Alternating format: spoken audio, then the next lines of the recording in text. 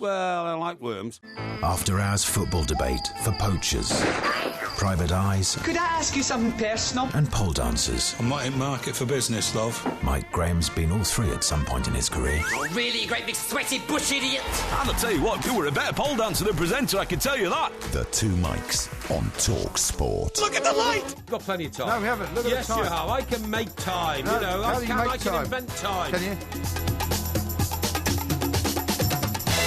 What about a separate rogering area as well? Well, it depends who you're rogering. If you're rogering each other, you wouldn't need a separate area, That's would you? what I You can have a communal rogering area. This is Talk Sport. I'm Mike Graham, and he, of course, is Mike Parry. It's time to say a very, very good morning to the Porkmeister. A very good morning to you, Mr. Parry, in slightly unfamiliar surroundings. A very good morning to you, Mike. And look, I didn't even catch the microphone there when I opened up and said hello to you. We are in a swish new studio. Very swish, yes. Somewhat more curtailed than our normal... the distance between us is shorter. It is. I might actually be able to reach you with the old left hand. Yeah, the left hook there. It is a bit worrying, but very smart and flash and all that kind of stuff. Yes. And, you know, one does have to have one respect for one's surroundings, so that's good. Absolutely right. Now then, I want to tell you about, you see, because I'm lucky enough How are you, first of all? Sorry? How are you? I'm very well, thank you. Because How I are haven't seen you since Friday night. So why are you concerned about my health? Well, I'm just asking how you are. It's a simple question. It's not. Really? It's nothing loaded in there. It's just a simple how I are don't you think the question. audience care how, you know, I think how they you do think care. I am or how I think you are. Well, I think they do. I mean, we've got plenty of tales to tell of Friday night. Well, we of course. certainly have, yeah, including the madman who tried to drag you off the stage. Yeah, that's right, yeah. Good job somebody intervened. It wasn't me. Indeed, no. It I was didn't our think hero, I should. executive producer. Yeah, I don't think I should put my life and Well, limb you at didn't risk. even notice that he was there. Well, I didn't, because the problem is I had a spotlight shining in my face because it was the Porky quiz. Yes, yes. So I couldn't see anything. I couldn't see the audience or anything to the left. And then I had this scuffle, what was going on, and realised later that, thank God, I was on the other side of the It stage. was very rock and roll, as we described on the warm-up yesterday. But anyway, carry on. Now, what I was going to say to you was, because I have connections, of course, in Russia, can I just say to you that whilst I still have admiration for the way I think Mr. Putin runs Russia as a country and demands respect around the world, do you realise that Russia have effectively exported an army of thugs to France for this World Cup? Well, I mean, if they are in fact trained in thuggery, which it would appear they are, then surely the state has some bearing on that, doesn't it? Well, they're not trained in thuggery. What they are is, they appear to be, because somebody's done some research on this, a group of former soldiers, policemen who are still serving policemen but who have taken leave to go to the World Cup to support Russia. So right? that's okay then, isn't it? So when you go to your sort of superior officer and go, look, I'd like a couple of weeks off in the summer. Oh, what's that for? I'm going off to beat France up the English. to beat up a few people who are supposedly fans of other countries. Yeah, no worries. But it's much worse than that. If you notice, when you see English thugs, because they're despicable people, sometimes their shirts get torn off, and you see fat, bloated people, you know, beer swilling and all that. Yeah. These guys don't drink. And these guys are not fat with beer bellies. No. These guys are physically fit people. Yeah. And do you know that they all join these sort of militia-type clubs outside of their own profession? Yeah. Some of them might be ambulance drivers or something But like these that. are guys that you've seen wearing the locomotive Moscow T-shirts, the black absolutely. T-shirts, and they're almost in uniform, aren't Absolutely, and they all seem to have the same sort of tattoo on their top right, above their right breast, actually, on their right shoulder, which is a weird sort of multi-starred tattoo. Yeah. And they actually train. They, you know, back home in Russia, they get, it's a bit like a sort of an adult Boy Scouts with violence, you know what I mean? Right. And they all get together and join this kind of club. Because one of the interesting things about what's happened called the course of the weekend is that, you know, there's 6 guys who've been imprisoned down in Marseille, English thugs, for the duration of the tournament, and possibly for quite a bit longer. Sure. But none of these Russian guys have been arrested. No, none of them have been arrested, and 6 English people have now been jailed. Because presumably they're expert at also evading capture. Well, exactly. It says here the Russian ultras are not only the most vicious species of hooligan around, they're also the best organised, partly because many have daytime jobs back in Russia that involve wearing uniforms. Yeah. They claim they are hard men from the army and police. They have posted Facebook accounts of their work, you know, back in their homeland, in the services and that kind of stuff. Yeah. We are not soft Englishmen in their Lacoste clothes and girls' shoes, they said on one Facebook posting. Yeah. Fans from all clubs, Moscow, St. Petersburg, anywhere, we will all be on the same side. We fight in the woods back in Mother Russia and train and fight at matches. England fans will have no chance. Russia is number 1. We like beer and girls too, just like you, but fighting is number 1. Right.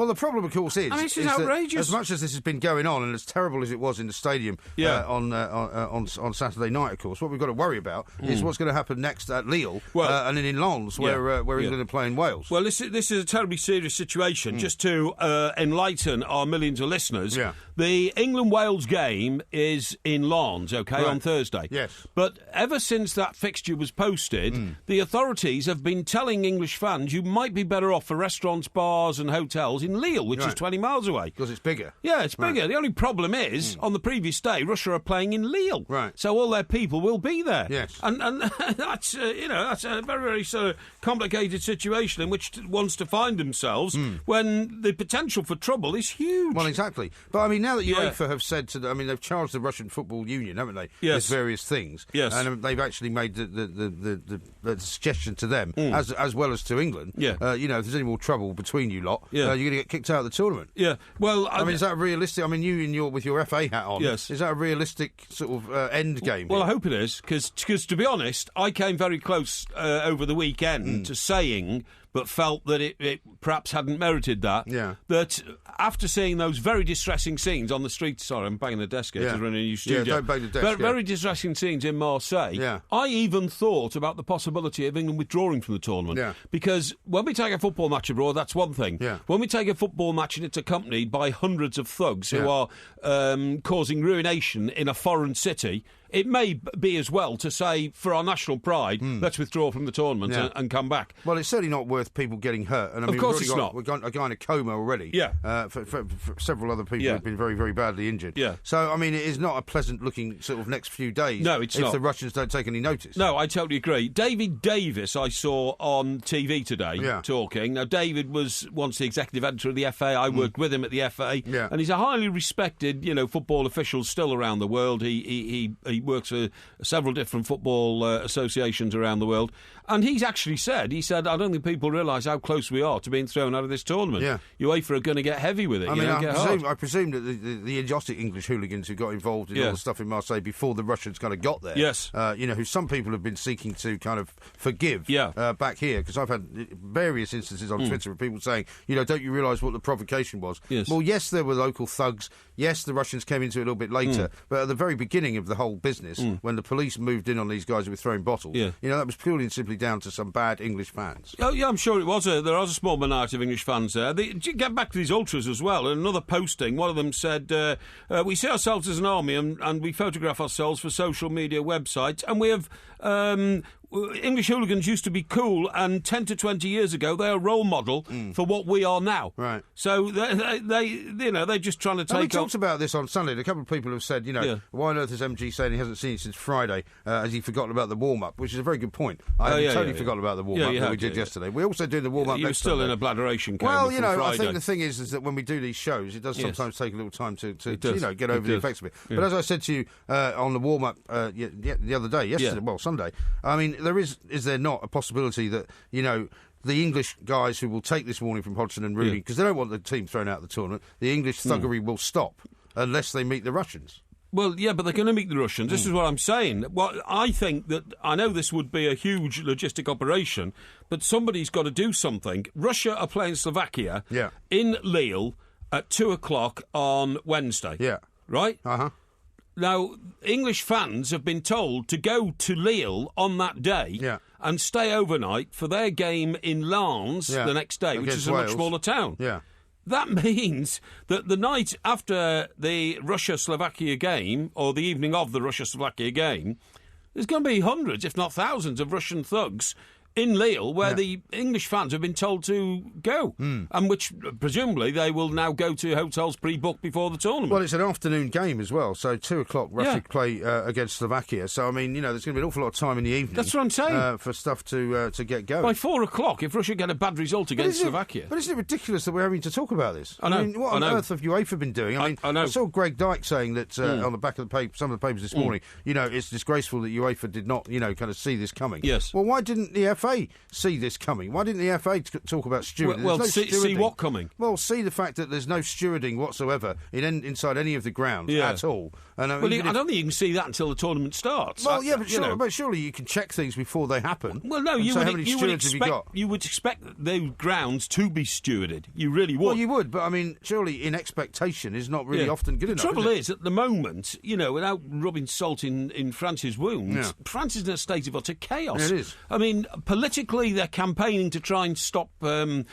result they don't want in the European vote in this country, right? So that's where the politicians are all concentrating on. Right. They're not concentrating on domestic issues. The domestic issues include train strikes. Yeah. The domestic issues obviously include petrol shortages, the ongoing situation regarding their own immigration problems and the coast and all that kind of stuff. Air traffic control problems. I mean, it's a chaos there. Yeah, it is chaos. Probably the worst time in the recent history to be staging an international sports tournament. Yeah. Yeah. It really is shocking. Now, we've got loads to talk about. I've got a grip on it, thank God. Thank goodness for that. We've got winners and losers coming up a little bit later on. We'll be telling you what's on the back pages. Lots of other stories as well. Yeah. This is TalkSport. The Two Mics. Simulcast across the UK on Talk Sport and Talk Radio.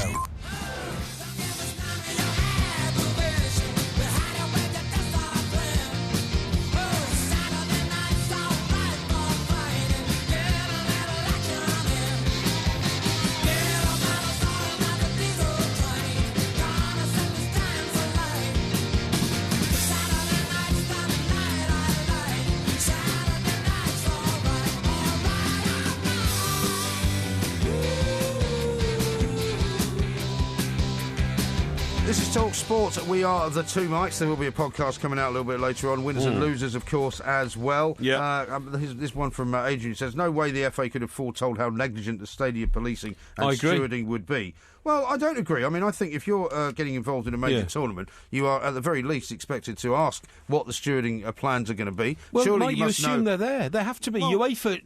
That's UEFA's responsibility. Yes, it is. To say to the French, you will, of course, abide by all the rules of stewarding. Yeah, but hang on. Even outside of the stadiums, we've got British police representing, this country, supposedly spotting hooligans. Yeah. They haven't been able to stop many of the hooligans from getting down to the south of France. We supposedly be, in an advisory capacity with the French police. More supposed to be now. in advisory capacity with intelligence services. I mean, why did when all these Russians turn up, everybody suddenly go, oh my goodness me, there's 150 highly trained Russian thugs that nobody seemed to know about? Yeah, but you've got to remember in the past, right, until the very recent past, Russian thugs didn't travel around Europe beating people up because they were never allowed to. And historically, it's a new generation of Russian thug. Right. I mean, it used to be all internal. Now we haven't seen much of it. In Europe. I mean, as far as I know, we haven't seen much of it in like Champions League or Europa League type fixtures, have we? Well, that's because the Russian teams don't always get to the glamorous games, do they? But I mean, there's always Russian representation of one kind or another. Yeah, but they don't travel. Russian fans don't travel to domestic games because they don't have huge domestic following and they don't have any money. Yeah. So that's why they save it all to go to tournaments. Right. But if you were a guy,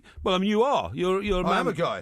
A man with There's no doubt about boys. that, yes. Two young boys, well, right? If I'd been at that game, it would have been horrific. Yeah, absolutely but horrific. not only that, if you were now told, right, we're going to stay in Lille on Wednesday night for the England game against Wales on Thursday, but you knew that the Russian thugger army, the ultras, are there, you wouldn't take your boys. Well, do you know what? You and I have had many conconversations about one of the reasons why I don't take my kids that much to football in any event, because quite often the language is pretty horrendous. Yeah. Quite often the situations that you encounter are pretty bad. Nothing as bad as what we've seen in France. However, I mean, if I'd been in that game at Marseille, we'd have been straight on the next plane home. Straight on the next plane. I wouldn't have stayed there. Absolutely. And we've seen more and more pictures over the weekend of that. I don't know if you've seen that one of the guy holding his son in his arms, trying to get over a barrier. Oh, it's terrible. We've seen some people in wheelchairs getting attacked. Absolutely shocking. It's disgusting. Absolutely shocking. And the idea that they haven't been kicked out already, actually, for me, is astonishing. Yes, it is. I mean, surely Russia should be kicked out already. Absolutely astonishing. You know what I mean? Yeah. However, it's not all bad in the world. There are good things happening in the world. There are good things happening, and some of the football's been terrific. Some football's been terrific, but I tell you what,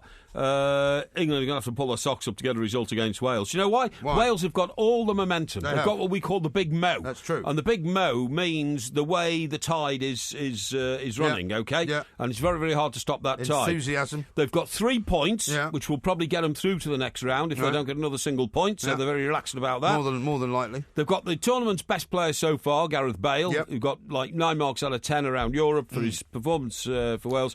And of course, and also he's not the only one. I mean, you know, there was a period of time when I was watching the game, which showed that I think I didn't even touch the ball for about 15 minutes. That's right. There's plenty of other players doing the business for him. And, of course, they have one of the best managers in the tournament, which is Chris Coleman. Yes. And we have the rather patrician Roy Hodgson. Yes. Well, I mean, you only had to watch that rather ludicrous, I don't know, he was probably made to do it by the FA, that rather ludicrous appeal that he had to make alongside Wayne Rooney, asking the fans, you know, to please behave themselves so that we don't get thrown out of the tournament. Yes. But it might be actually more face-saving for him to be thrown out of the tournament than not to qualify for the next round. Yeah, I mean, I just don't get the Roy Hodgson thing at all. I read one newspaper columnist today who expressed he was not necessarily a great football fan, you know, expressed the sheer astonishment that this man performed so badly in Brazil and yet is the highest paid coach at the Euros. I know. And do you know how much Chris Coleman gets? Well, he gets substantially less. I mean, 200,000. Is that it? 200,000 really? is his annual salary. Right. Roy's getting 3.2 million. I mean, it's ludicrous. Well, I mean, the Russian guy wasn't getting paid at all, was he? No, he was just getting expenses. Well, I think the next highest paid manager, I think I'm right in saying it's not Joachim Löw, who's about third. I think it's an Italian guy. I think it is, yeah. Conte. I think the Russian guy's getting paid on results, so he gets a few bob for a draw, and he only gets really paid if he wins. You know? Oh, really? Yeah. It's astonishing. The whole thing's astonishing. Yeah. But anyway, look, England-Wales coming up on Thursday. I'm going to be doing that with a load of English and Welsh fans. Yes. At a nightclub actually in London. Yeah. And where am I going to be then? Well, you're welcome to come and join me if you like, but you're not sort of a nightclub person, really, are you? I'm not a nightclub person. No, not nightclub daytime. Well, during the day, it's not the time you go to a nightclub unless you're there for the night before. No. This is. Well, you never told me about this. Well, I think I have. I told. No, well, I didn't make too much of it, obviously. You know. Well, how about this from Irish, who says, I doubt there'll be many going to Russia for the World Cup in 2018, which is interesting. Ant says, literally just got back from Marseille. There was absolute carnage over there. Yeah. Stewarding at the stadium was non-existent. Yeah, I know. That's what they keep saying. I just don't understand why UEFA haven't insisted on importing, 300-400 stewards for every game from somewhere to make it work. Right. It's interesting. Well, one of the things that was written about as well was that during, when that huge firecracker went off. That's right. And I know that we've talked about this on Sunday and others have talked about stopped. it. But, everybody stopped and wondered what it was, obviously, because they worried if it was something more than just a firecracker. Exactly. But seemingly, and I didn't notice this, I don't know if you did, but Joe Hart apparently turned to his wife, who was somewhere in the stands, waved to her and mouthed to her, stay where you are, knowing that when all the trouble was kicking off, that she'd be safer actually where she was. Sure. Amazing situation. It's a terrible situation, I have to say, and all we can do now is sort of, keep your fingers crossed and hope it doesn't get too much worse. No, exactly. Adam says this, England and Russia could yet play again in Marseille in a semi-final. Unlikely, but possible. UEFA must have their fingers crossed. Yeah, and you're absolutely right. Tomorrow morning's headlines, blame Russia. Dyke tells UEFA our fans weren't responsible for riot. And he's partly right in that. Yeah. FA Chairman Greg Dyke has hit back strongly at UEFA for blaming England and Russian fans in equal measure for the violence inside the Marseille Stadium. Now, he's right about the violence inside the Marseille Stadium. Yeah. Nevertheless, we have gangs of unruly English people outside on the streets of Marseille. Without that, there is not a shadow of a doubt. Right, exactly. Here's one from O'Hara, who says, totally different expectations, Wales and England. Best football performance from England since 2004. Well, it might be. It might well be. However, they didn't get the 3 points. No, so in the end, I mean, we've watched Spain last night struggling really against a team that they should have been able to score many, many goals against, but they finally got one, in the end against the Czech Republic. Yes. We watched Germany really struggling in the second half against the Ukraine, but finally getting a second goal with Bastian Schweinsteiger, and that was all done. Yeah. We saw France struggling, but they got 3 points. I mean, they all got 3 points. Yeah. All the teams that were expected to get 3 points. Yeah. But not England. I totally agree. I don't know how anybody can say it was the pluses for England were that Rooney did well in midfield, but it wasn't world class. It was just, very competent.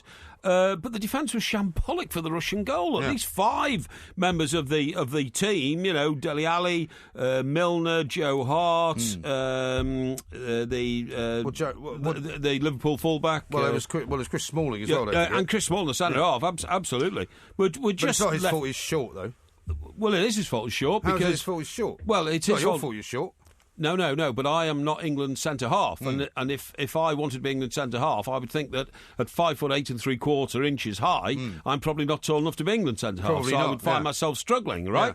Yeah. Whereas Chris Smalling apparently has tried to get over whatever the deficiency in height he is. How tall is he? Is he 5'10"? No, I think he's maybe 5'9", 5'10", something like that. Is he? But the other guy was like substantially taller than him. Yeah. A couple of tweets here. Peter says this: the fact that many of these ultras showed up with boxing mouth guards and MMA fighting gloves pretty much tells you what you need to know. It's absolutely true. Well, I just find it staggering that nobody knows about these people. You know, pictures of them putting in gum shields because they're going in a battle. They don't want to split their lip. But what's the point of all these like hooligan squads that we've got and all these kind of supposedly intelligence units that we've got that are supposed to tell us about all these people? We don't know about them. It's an outrage. It is ridiculous. It's an outrage. Now, Steve, who was at Dingwall's at the weekend, says, if Mike Parry's the man of the people, why did he not let me buy him a drink? I know MG would have accepted. Where was that? At Dingwall's. Well, there was a couple of people who wanted to buy us a drink. Yeah. And you always feel as if that's not something you want to get into, right? Well, look, I'm very grateful to anybody who wants to offer to buy us a drink, but the thing is, it starts a chain reaction, I'm afraid, and if somebody sees you accepting a drink, you'll find that others start arriving on the bar and all that kind of stuff. So I'm not in any way being rude. Thank you very much. It's a very kind gesture, but we just have to sort of measure it a bit until, the show's over and that kind of stuff. He also does say that he must have been quite well bladderated. He doesn't remember the guy trying to invade the stage. So, I mean, I couldn't see it. No, I'm talking about him. Oh, him. He was in I the see, audience. He didn't see it either. Yeah, no. He also adds, I've got to say, after seeing Mike Parry at Dingwall's, he's not as big as I thought he was going to be. What do you mean? I presume that's a compliment. Yeah, it is a compliment. I think he means, I don't mean tall. I mean, I think he means I'm quite as rotund and gross. Probably means I don't look like sort of Nick Ferrari or something like that. I don't know why he was having a go at Nick Ferrari. Our old colleague Why Nick. he was having a go Sorry at about him? that, pal.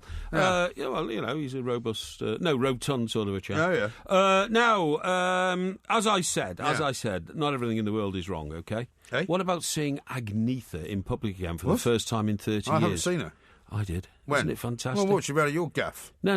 She wasn't at my gaff. She went to a very small gathering in Sweden. I'm sorry, I haven't been keeping tabs on the ABBA movements over the weekend. Well, I keep tabs on everything, and really? Much as I'm horrified by the shenanigans going on, or worse than shenanigans in the football world, I had to say, to see Agnetha suddenly come out into the public for the first time in 30 years lifted my heart. Did it? Really did, yeah. It was fantastic. I thought you were in a good mood. Well, now I know why. Wonderful. And did she sing? Just a few little bars of an unknown ABBA song. Isn't that sweet? And then Benny and Bjorn joined in with a few words. And the problem is, nobody in the very small audience, it's only about 50, it was a small private celebration for the 50th anniversary of Bjorn and Benny meeting and writing and playing their first song. Okay. And they started singing a few words to this song, but nobody had ever heard of it. It was the least known ABBA song of all time. Was it any good? Well, it wasn't, thank you for the music or anything like that. So it wasn't any good? Well, I don't know, because there's no footage of it. They're only still pictures. Oh, I see. Yeah. Well, there might be a recording coming out But she's somewhere. been very, very reclusive over the last 30 years, living on her own island with her own family and all that kind of stuff. I fancy doing a bit of that myself. Might get one of those in the Shetlands or something, I think. In the Shetlands? When it's all over. Yeah, I think so. I'd like to lock myself up You start talking about that a lot, on a Shetland island. You've been thinking about that? Yeah, I am thinking about it. Yeah. Off you go, then. Moving nearer. Yeah, all right. Have you seen the time, by the way? I'll tell you in a minute about Barbara Streisand. Okay. I've read a book somebody sent me on Barbara Streisand. Talk about the ultimate diva. Yeah. Unbelievable. I'm sure, but we haven't got time for that at the moment. Unbelievable. Here's Mike Porky Parry. I'm Mike Graham. Loads more coming next on TalkSport.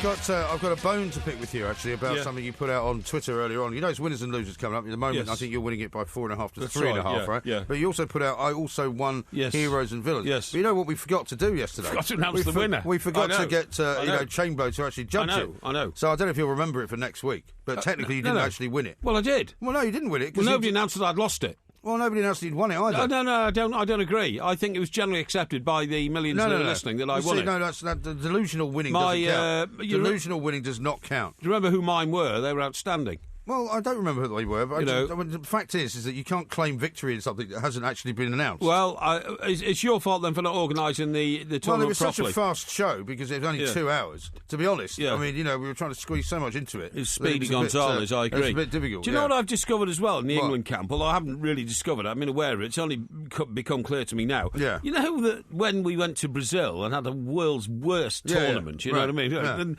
the guy who didn't win a game, in fact. Didn't win a game, and we're out of the tournament literally before Germany played their second game. That's right, And As we went out there, everybody said, Roy Hodgson, he's got it all sorted. He's even taken to psychologists, this brilliant man called Steve Peters, he'll really get the players going.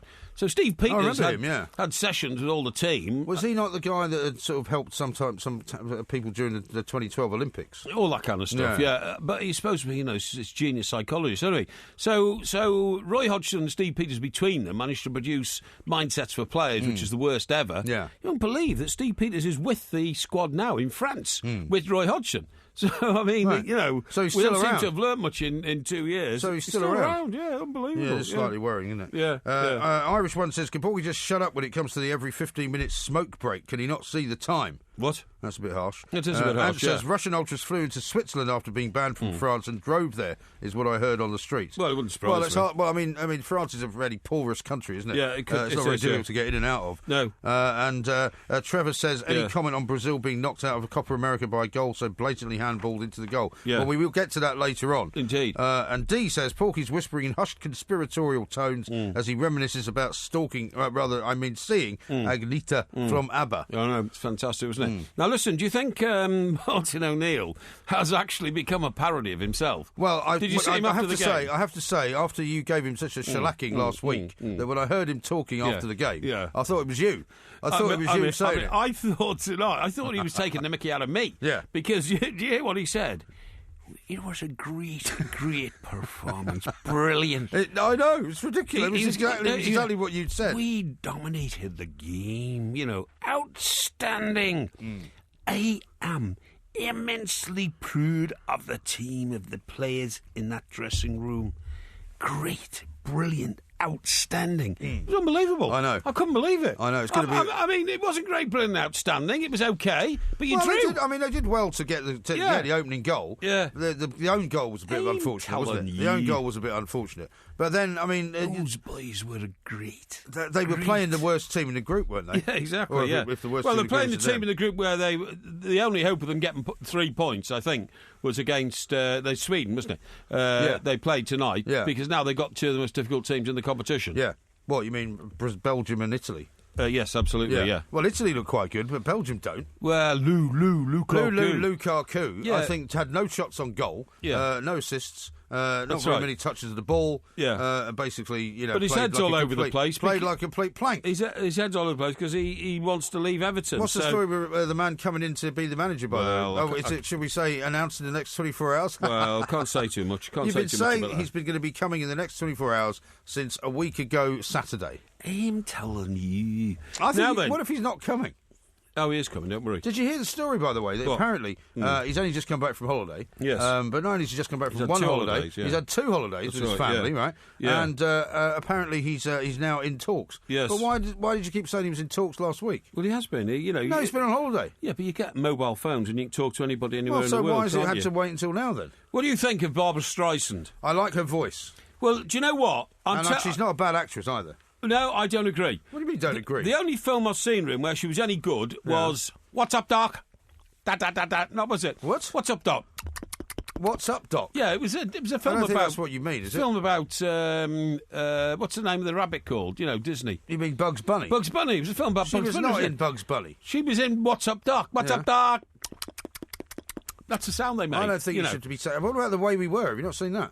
One of the great love stories of all time. Rubbish. You've never even seen The Way We Were, have you? I didn't want to see a romantic comedy like that. It wasn't even a comedy. A romantic heartbreaker. Very poignant film. Yeah, well, I would not see rubbish like that. Barbara Streisand and Ronald Redford. Robert Redford. Robert Redford, sound like you now. Oh, I tell you who's in What's Up, Doc? God. That guy who was in Love Story. What's his name? Ryan O'Neill. Ryan O'Neill, yeah. He only made 2 films, didn't he? Love Story and What's Up, Doc. I think he made more than 2. Well, he made the rest were flops. But anyway, what I was going to say is, right, so she was never any good as an actress until she got into What's Up, Doc, right? Yeah.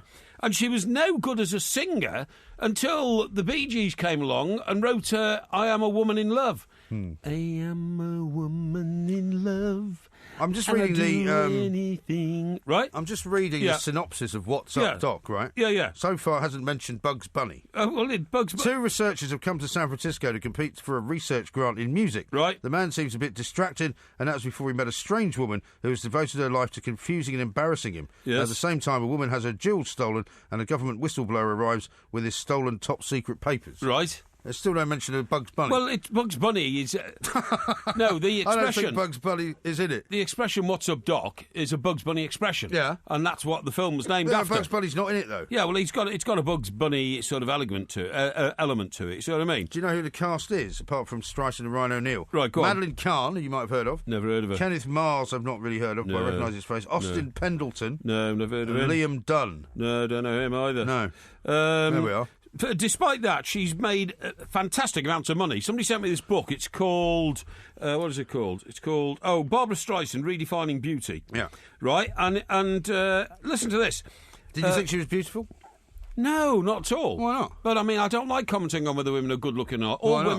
All women are attractive, in their own way. Really? But I mean, you wouldn't call Barbra Streisand sort of... I thought she was very striking. Marilyn Monroe, very striking looking woman. Yeah, striking looking. I would agree, but I wouldn't call her beautiful. Yeah, not like sort of some of the great Hollywood legends. You know what I mean? Well, like Angela Jolie, Ava Gardner. Well, let's try not to go back so far that people don't know who you're talking about. Elizabeth Taylor. It's still going too far back. They're still legendary beauties. How about somebody who's made a film in the last 12 months? Right now, How about somebody who's made a film in the last 12 months? Kelly Brook. Kelly Brook? Yeah, beautiful woman. Oh, yeah, great actress. By the way, I saw a piece on her today. She said that now, actually, she's had so many failed romances. Yeah. She's now decided that, actually, she's going to change her boyfriend every 2 years. Oh, yeah. Just to... well, I told you she keeps bees now. She speaks, that's right, yeah. The BBC were doing the old Chelsea Flower that's show. Good, yeah. She's going to change her boyfriend every 2 years just so that she's got a sort of up-to-date model who's fit and not flabby, you know what I mean? I can't blame her for that. Now, it says here, when she started making records, right, the soundtrack album for A Star Is Born grossed $140 million. Right. Later, she signed a contract with Columbia for $60 million on the back of that one. Right. She then earned $13 million for 2 cabaret shows in Las Vegas, right? $13 million for 2 shows. Yeah, right, for 2 cabarets in Las Vegas. Yeah. A tour later broadcast by HBO only netted her $64 million. Yeah. And all this was in the 90s, so you can double all that. Well, do you know what now. her net worth is, apparently? What? $340 million. It wouldn't surprise me at all, but I just don't get it. I just don't get it, honestly. I mean, she's got a certain charm. Yeah. I mean, there were rumours, weren't there, for a long, long time that she and President Bill Clinton become very friendly. Really? There were some rumours. Oh, I didn't know that. Yes. Well, you, having been on Bill Clinton's trail, would of course exactly, know that, yeah. wouldn't you? Yeah, absolutely. Gary says, why is Porky talking such tosh about Barbra Streisand, who is striking and an amazing singer? Tell him to shut his wobbly gob. Yeah, but she was only an amazing singer when suddenly somebody wrote her an amazing song. She's got a great voice. And her amazing... she's got a fantastic voice. I agree she's got a great voice, but listen what the Bee Gees did to her, or for her. I'm a woman in love, and then... I don't want to be magical. What's it called? I don't know. I don't want to be sentimental or something. Hang on, what's it called? I don't know. And it gotta be mystery. Da da da da da da da da da. I don't recognise. No, absolutely not. It's gotta be. I can't remember the name of the word, which is that song. It's on the same album as "I'm a Woman in Love." Have you got her greatest hits? No, I haven't. No. Why not? Well, I'm not a huge fan, but I love the Bee Gees. Anyway, what's the point of the story? Because somebody sent me the latest. Yeah, but you said she was a huge diva, though. Yeah, she is a huge diva. Yeah. Things like she always has all the dressing room stuff and all that kind of stuff. But I mean, much more than anybody else. Yeah. She doesn't like people talking to her and all that kind of stuff. You know what I mean? We don't really like people talking to us either. Well, no, we're quite friendly like that. But we wouldn't be described as divas, though. No, but at certain times, though. Sorry? At certain times, you don't want people to talk to you, do you? They stayed in one hotel where Miss Streisand wanted her bed to be a carved Jacobean four-poster set up on a plinth, like the. Well, I always ask for that. Yeah, like the place Desdemona got strangled in. Who? Whatever. Isn't he the guy that owns Celtic? No, that's Dermot Desmond, I think, isn't it? Yeah. I mean Desdemona. Desdemona, yeah, that's right, yeah. It's the time, by the way. Anyway, don't worry about the time. I am worried about it. Yeah. Okay. Yeah. thanks for that amazing insight No. Well, I into thought the we life should, and times of Barbra Streisand. Well, there's so much You're misery. Not dead or anything, no. There's so much misery around. So much misery around. Oh, I'll tell you who's dead. The Prince. Which Prince? Jimmy. Oh, the Prince of Darkness. Prince of Darkness, yeah. Fleet Street's leading criminologist and well, we'll crime talk about reporter. him coming up. How about this one from Irish one? He says, when the two Mikes finally come to Ireland, Porky will need more than the Russians to protect him. His Irish accent is awful. Yeah, it is a bit. And Matty says, Lukaku missed a 1v1 with Buffon earlier and he blazed it wide. Even Porky would have scored it. Yeah, I would have done, yeah. We'll talk some more about that coming up. This is Talk Sport. Lukaku. Good news or bad news for you is he stays at Everton. Maybe. Loads more coming up next on Talk Sport.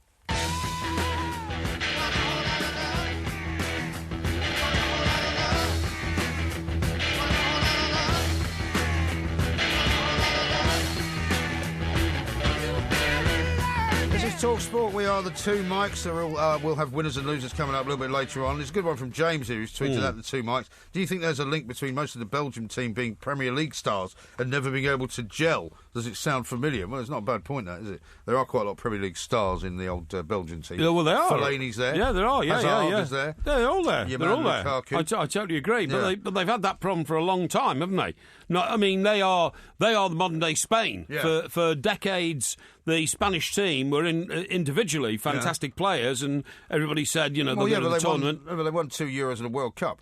I said for decades before that, they were always a team that flattered to deceive. They couldn't go to tournaments and put it together and get their act together. Of course, they have in recent years. I see. Ethan says, I don't like saying if a woman is attractive. Total Bolloxio from Sid the Sexist. No, it's not. I wouldn't want people to comment on my visage. Wouldn't you? I don't want to comment on theirs. I will, if you like. Mark says, Steve Peters didn't do too badly for Ronnie O'Sullivan. Maybe England's problem before was themselves. Yeah, maybe. But, I mean, even now, certainly the last couple of tournaments, Ronnie O'Sullivan has not been able to crack it, has he? Yeah. So, do you know what? I have never come across a situation where anybody said to me, that psychologist, wow, I couldn't live without him and all that. I tell you who else falls into that sort of category, right? Who? Remember the TV programme Cracker? Yeah.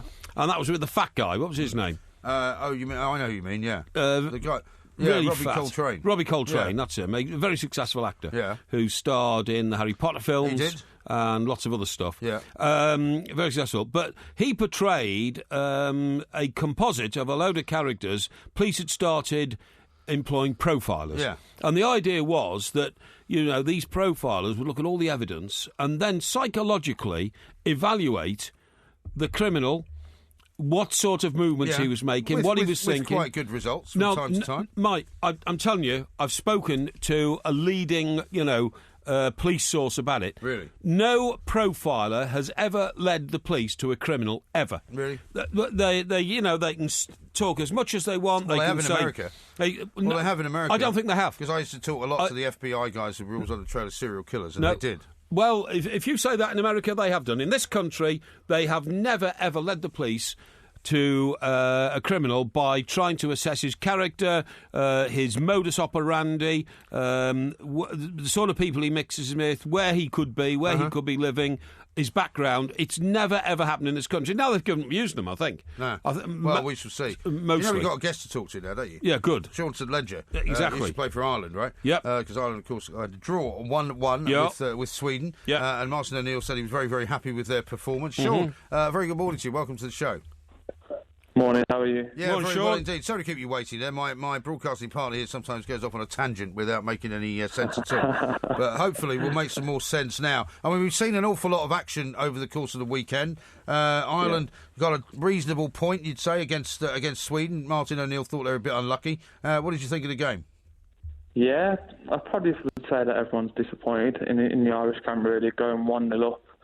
And probably knowing that against Sweden was probably the best chance of getting the 3 points. Yeah. Obviously, with Belgium being a top-seeded team in the tournament. And obviously with Italy, they've always seemed to produce great teams at tournaments. So, sure. But Belgium didn't look particularly exciting tonight, did they? No, I don't think so. I feel like they played like a team of individuals tonight.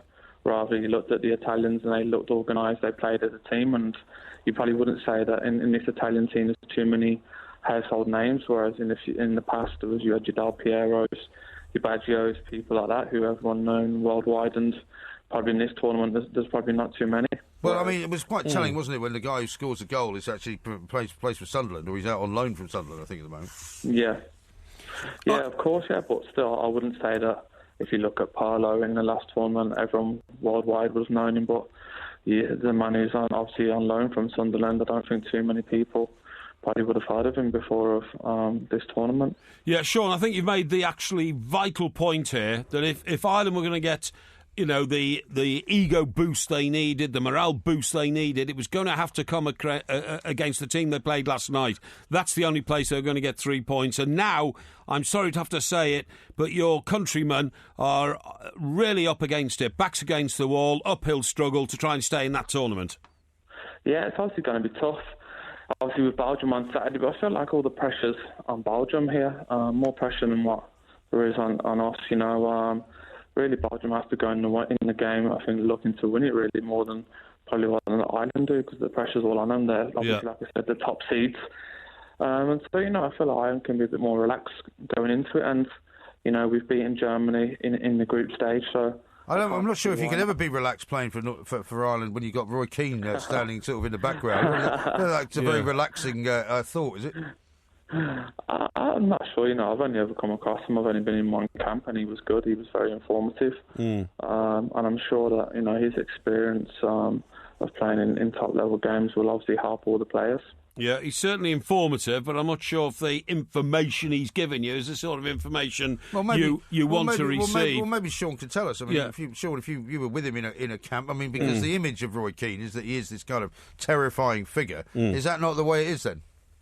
Well, obviously, he's a terrifying figure, don't get me wrong. But, I certainly think when we played Poland away and I started in that game, he obviously spoke to me in depth about Lewandowski and what his strengths were.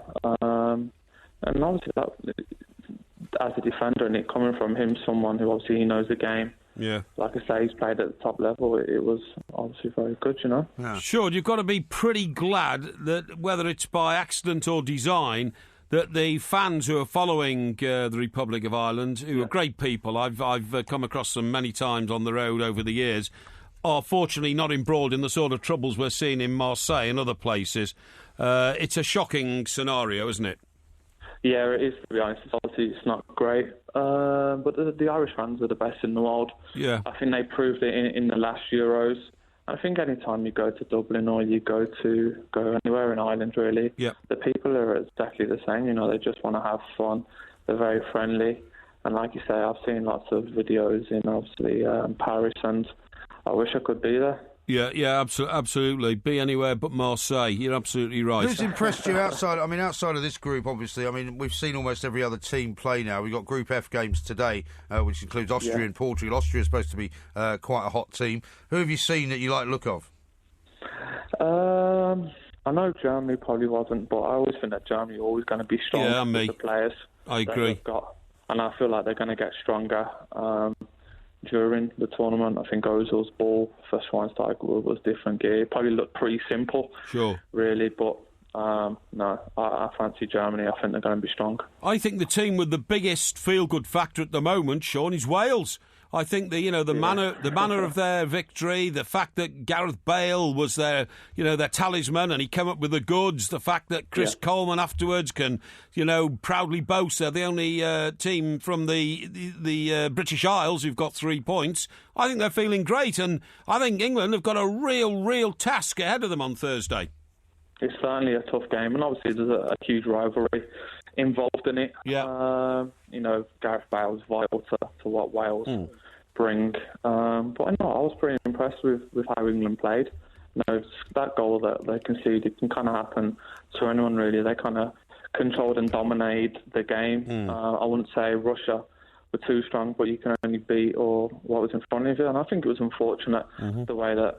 But I mean, it's true to say, isn't it? I mean, people have always said about England going into this tournament that they're going to have to score 2 goals in every game because they're more than likely to let one in because they're just not that. And it's always dangerous when you're only 1 goal up, isn't it? It is, without doubt. Do you know what I mean? You're always susceptible to like a set piece. But I think England is strong. I think they'll definitely qualify. And you just never know from there. Well, there's some interesting quotes on the back page of some of the papers this morning, because Gareth Bale has kind of, we might say, been a bit provocative with some of the things he said about England. But Jack Wilshere has come out and said, we don't like you and you don't like us. So it could be a bit of a sort of needle match. It could be a bit feisty, but I think obviously as players, they're the games that you want to play in. You know, Wales against England, obviously Bale's one of the best players in the world, and I'm sure that the England defenders are going to obviously trying their hardest to try and keep him quiet. He's obviously a real talent. His free kick taking is obviously special. It's obviously an important game, I think, for both teams. You know, Wales can probably qualify if they can get a draw or a win from there. Obviously England. I mean, does it make any sense for you, for Roy Hodgson, after what happened against Russia, not to play Jamie Vardy? To be honest with you, I was surprised he didn't come on. I thought that when you go 1-0 up, the other team, they obviously have to come out, and it's perfect for Vardy with his pace, you know, with the gaps and the spaces that the Russians probably would have left. That I was surprised he didn't come on, but I think he might start, especially with Wales. They play three at the back. Obviously, when there's three at the back, the three defenders have to try and defend the width of obviously the pitch, and in my opinion, leave spaces. So it wouldn't surprise me if you see Vardy starting. Right. Sean, thanks very much indeed for taking the time to talk to Sean St. Ledger there, talking to us about his view of the England situation. Indeed. And Ireland doing all right, of course, as you say. Yep. You know, and he said maybe they've lost the best chance they've got of getting 3 points. But, no, they certainly have, yeah. We've got a lot of football to talk about still. A couple of people are saying that Guilty is the song you're looking for. That's right. And there's nothing to be guilty of, my love. And they say it's quite appropriate, really. Yeah. And Gary says The Way We Were is a romantic classic. Obviously, Porky has no idea what romance is, with him being such a popular womaniser. I think that's incorrect, actually. Yeah, well, it's a bit harsh. I think romance is definitely in his soul. Yeah. But we've got more time to come to talk about things, because we haven't got any more time now. We haven't got more time. We haven't got more time. Loads more coming up on Talk Sport. We are the Two Mics. Indeed. The Two Mics. Simulcast across the UK on Talk Sport. I agree, she's got a great voice and it's a great song, but who wrote that song? Well, it's a Bee Gees sound, isn't it? It's a Bee Gees song. And it's also got the Bee Gees production all over it. Oh, not only that, Mike, it's got the Bee Gees voices in the back. Yeah. The Bee Gees with the harmonisers in the back. They did the same for Dionne Warwick. They did. You know, do you remember that song Heartbreaker? And there ain't nothing but a heartbreaker. I didn't mean for you to sing it. No, you've completely ruined it for me now. I haven't, no. But it's one of those albums I've actually still got on vinyl. The other one they did was Diana Ross. Yeah. I'm going to tell you about a chain reaction. Did they do that? I want to see. Sure. Yeah, they did. Yeah, chain reaction was theirs. Chain reaction was theirs. Because if you listen to that, you can hear their harmony voices in the back. Can you imagine that song in your head now? You know, I want to tell you about a chain reaction. I'm going to check that because I'm not sure. Now, Dazza says, any chance of the NBA Finals Game 5 updates, or doesn't Porky's horizon or intelligence stretch that far? Well, we may have struggled with that, actually, because we're in a slightly new venue at the moment. We're in a new studio. And the number of internal monitoring devices are not quite as well spread out as they were. But we should try and bring you some reaction to all of that. Also, of course, coming up in the next hour. Do you remember that story we talked about, Wi-Fi last week, about going to people's houses and paying for them to cook dinner for you? Yes. We've got the guy on who's behind the whole scenario. Excellent. So we'll be able to find out from him exactly how it works. These are like pop-up restaurants in your own house. Yeah. It's basically where you pay. Get me inviting. You pay somebody a load of weirdo strangers into my house. I'm telling you. You'll have to talk to him about that. I will. His name's Andrew Murray Watson. And he's with Wi-Fi Fo. And so he's going to be able to explain to you precisely if you wanted to have anybody round to your house to give them some fish fingers and beans. Yes, that's right. That's what you would do. Are you a member of LinkedIn? What? That page, LinkedIn? Yeah, I am, yeah. It's just been... but it's been hacked, isn't it? Is that what you're going to tell me? It's just been bought by Microsoft for £18.4 billion. Really? Oh, well, maybe I'll get some money from them. Yeah. You never know.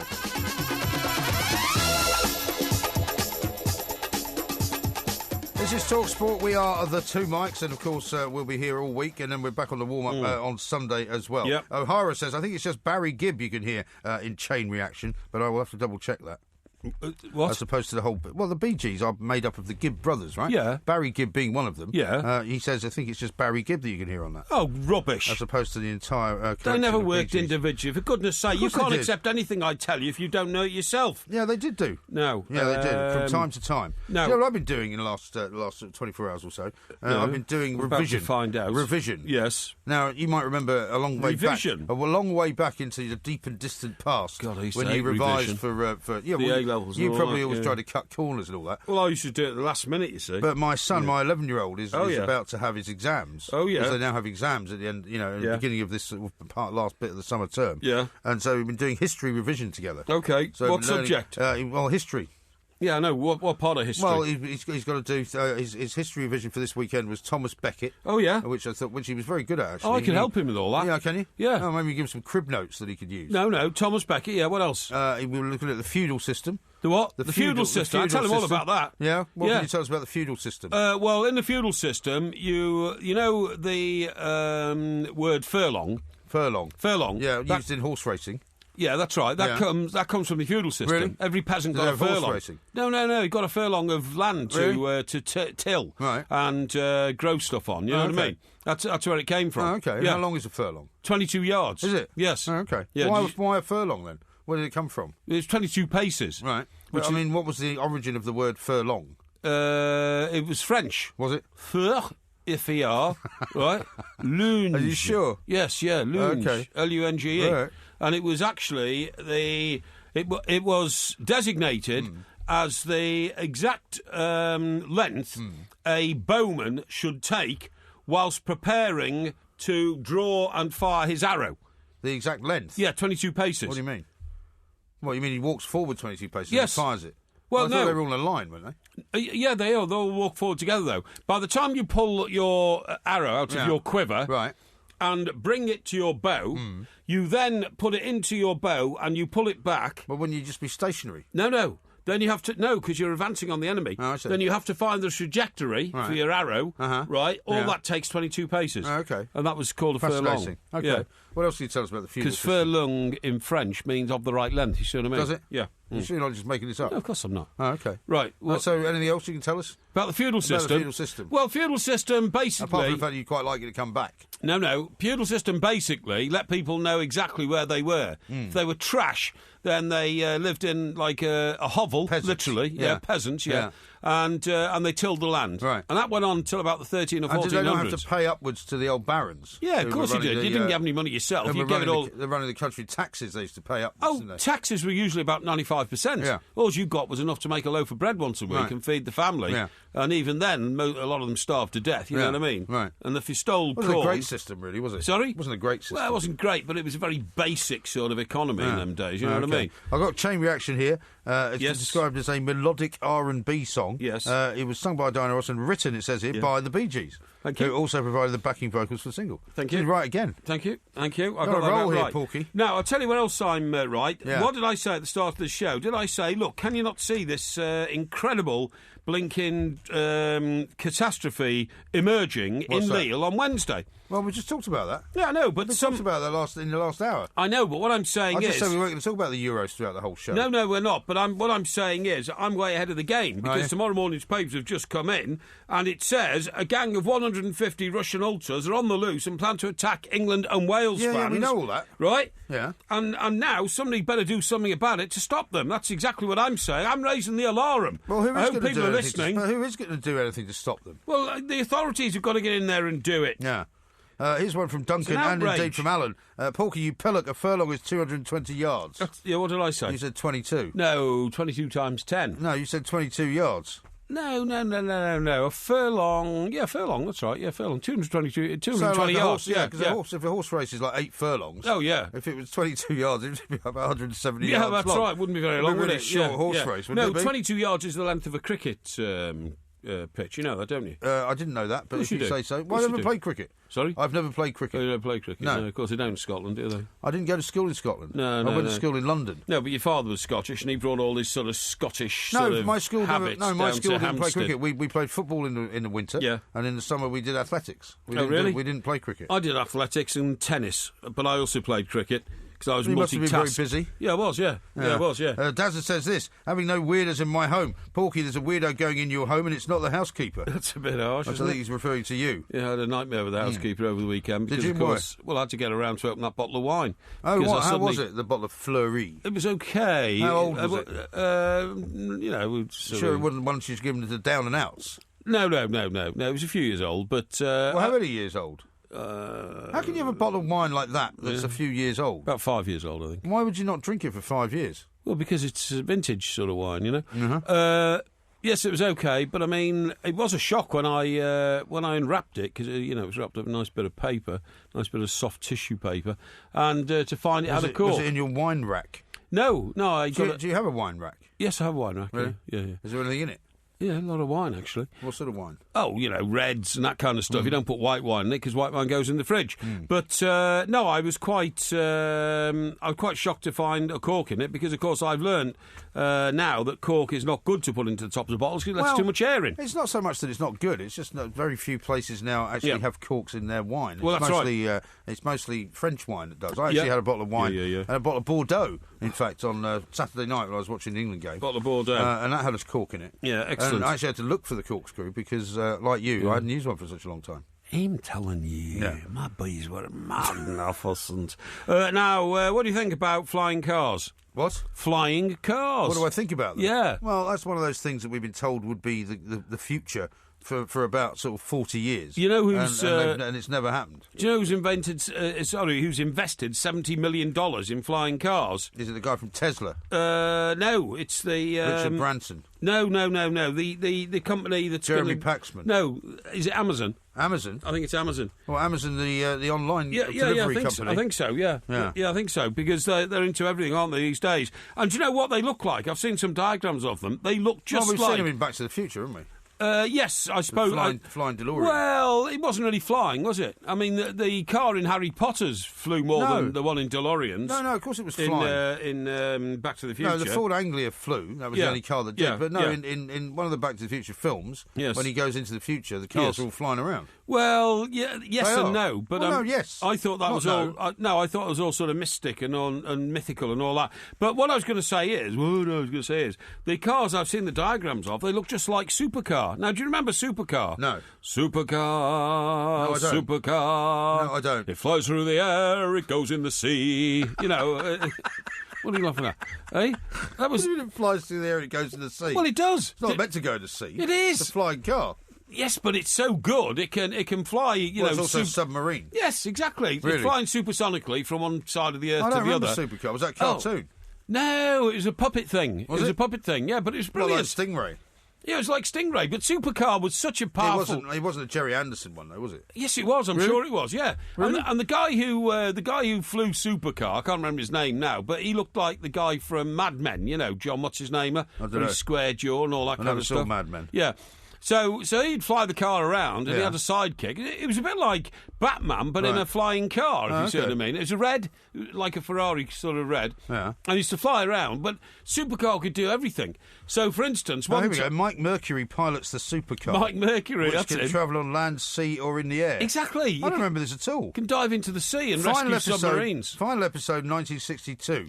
That's why I don't remember it. I was only 2. That's amazing.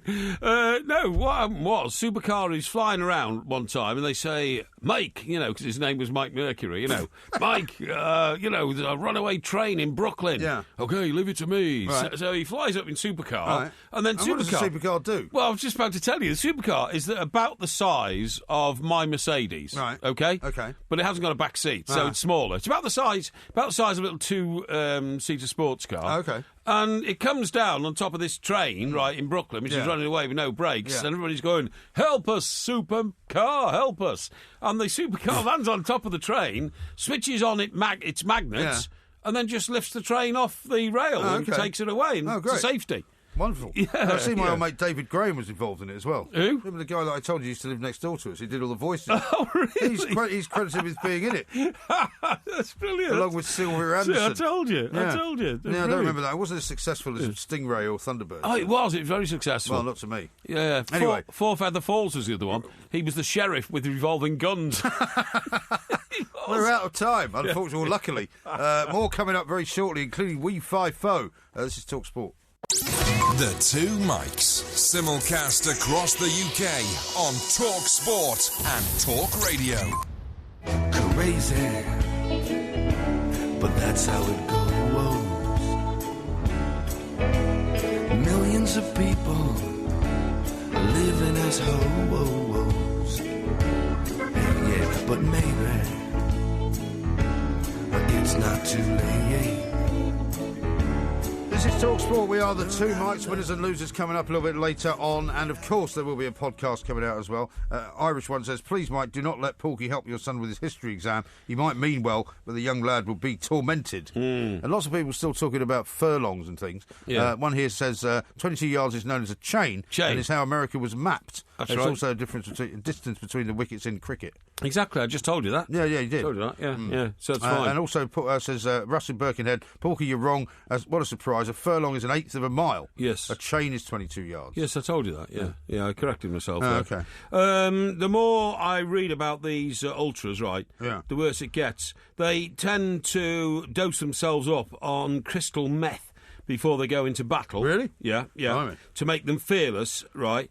Not only that, it says here they're so well organised that they actually have links to the Kremlin. Yeah. So, so how can you defend your man Putin then, if you must know about this? You can't defend people who run that sort of society. I mean, I have been worried a little bit over the last few months that Russian society is starting to denigrate a bit, you know what I mean? Yeah. I mean, whereas it was after the fall of the Berlin Wall, it became like a proper country, and they had moral they were quite values keen to turn it into some kind of capitalist sort of enterprise, a bit like China. Not only that, but it was supposed to be a place where it was safe to go and do business, and now it's not safe to go and do business there because people find it very difficult to A, get through the red tape, but B, to avoid corruption. Right. So I'm sorry to have to say all that. Phil says this, he says on the hashtag conspiracy, the aggression and violence coming from the Russians is a tactic to scare us into staying in the European Union.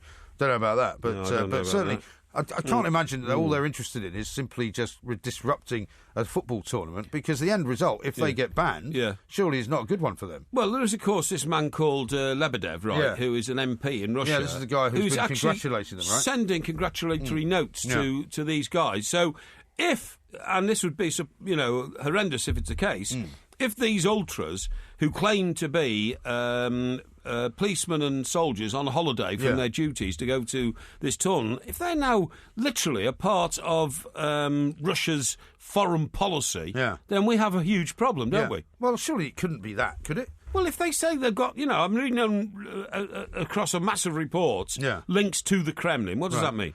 I mean, it means that basically they're run by the Kremlin. It means they're run by the Kremlin, doesn't it? Yeah, it does. Yeah. Now I got this from Ian, who sent this into Twitter a little bit earlier on. He says, "Any chance of a happy birthday and a yah from Mike Parry tonight?" Now, what's that chap's name? His name's Ian. I saw it earlier and I tried to sort of post it forward, so that's the one you've probably seen now. Ian, I want to say a very happy birthday, and I will say to you, are you intending to have a bladderating day? I would say, yah.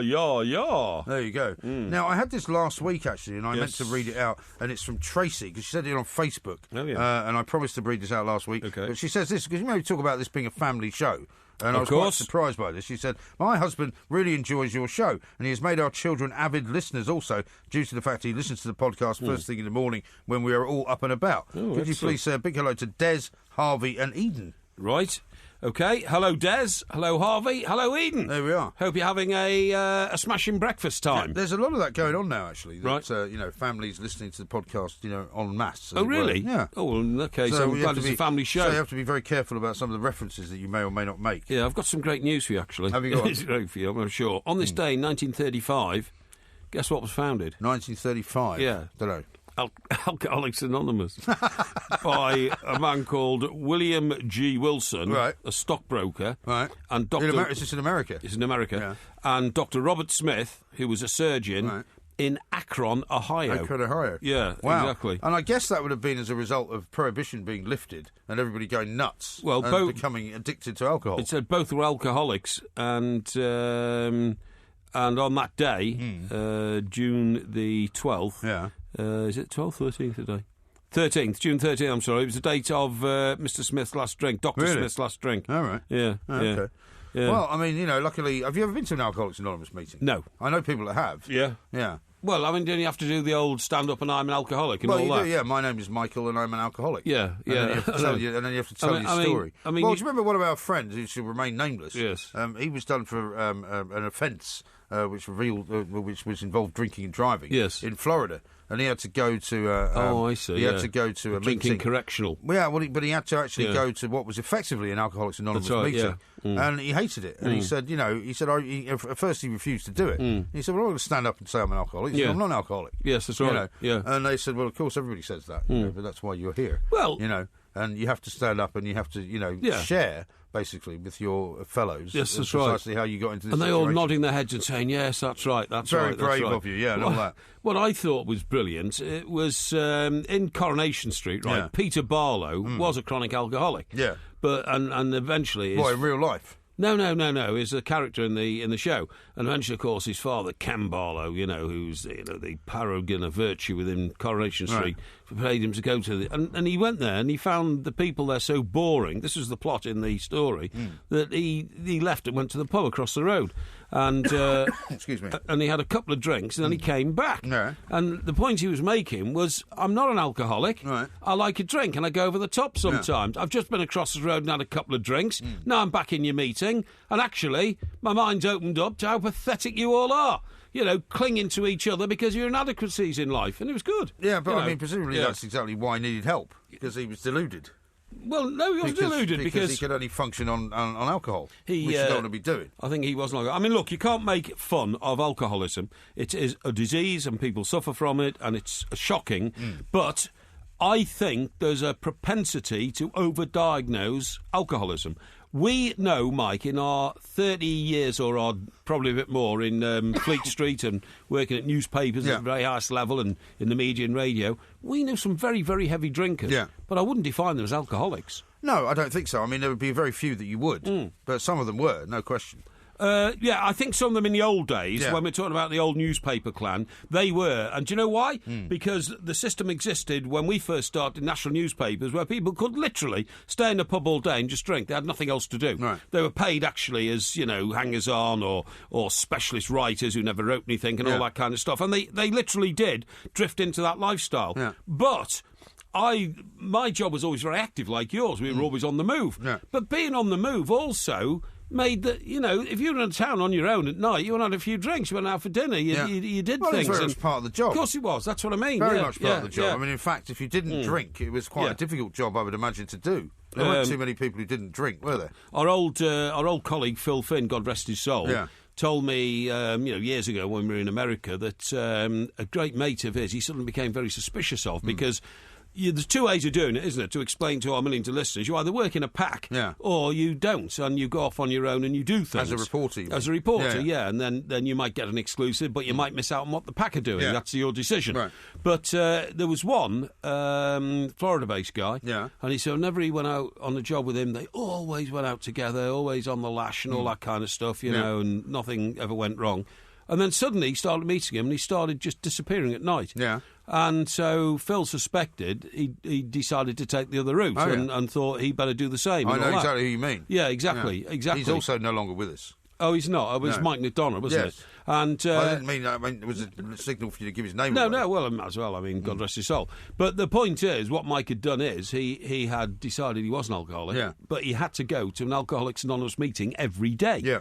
So if they were away, supposing they were on a job down in Barbados, something like that, first thing they'd do when they landed... is find the local chapter. Yeah, because in those days you didn't have a laptop where you could actually find it. And he would literally go to the nearest church and say, well, where's the Alcoholics Anonymous branch here, please? Right. And he'd go to that meeting before he did any work at all. Sure. And of course, Phil and the other guys thought he was off, trying to acquire secrets. Yeah, well, funnily enough, I mean, I did quite a lot of work with him in sort of later years after he came back to England. Yeah. And he used to say, I do things like we'd stay in the same hotel because we were covering the same story. And I'd say, right, I'll see you for breakfast at whatever time, 8:30. Yeah. And quite often he would be much, much later than he was supposed to be. Yeah. And he said to me, since I've given up drinking, actually I have to spend more time doing everything else. Yeah. He says, so when I get out, I go in the shower, take longer, come out of the shower, take much longer, because he said every single minute of every single day, I want to have a drink. And he said, so I have to actually deliberately put things in front of me to stop myself getting to a place where I could have a drink, or just to stop myself thinking about it. So everything that he did was based upon him trying to avoid wanting a drink. But that must be an agonising life. It must be agonising. But if I mean, he was famous, every second of go on. But when he worked in London, I mean, he was once driven to the Nick in, I think it was Snow Hill, yes, because he got in a cab in Fleet Street. and he used to do this on a quite a regular basis. Yeah. I think it was funny. Yeah. Get in the back of a black cab, and the guy goes, "Where to, Gov?" Yeah. I'm not telling you. Yeah. Not telling you. Just drive me around for a while. And after a while, they got wise to this, and they just drove him straight to the police station, and they'd lock him up for the night. Yeah, exactly, yeah. I mean, I had another colleague, who I'll tell you about in a minute, who once found his briefcase, right, in the freezer compartment of a Chinese restaurant. Oh, yeah. Nobody knows to this day how it got there. It's the same guy tried to open the door on an aeroplane when he decided he had enough and he was going to throw himself out. Oh, dear. Yeah. Right, now, coming up, we're going to talk about this We-Fi-Fo scenario with Andrew Murray Watson, who runs the company, or is one of those who does. He's going to tell us how you're going to get people who are strangers into your house so you can cook for them. Peter says this: crystal meth does not make you fearless nor more organised. Not buying that one. Well, it might just make you feel like how does our correspondent know that? Maybe Peter's a meth head. Yeah, maybe he is. Don't know. Yeah. This is Talk Sport. The Two Mikes, simulcast across the UK on Talk Sport and Talk Radio.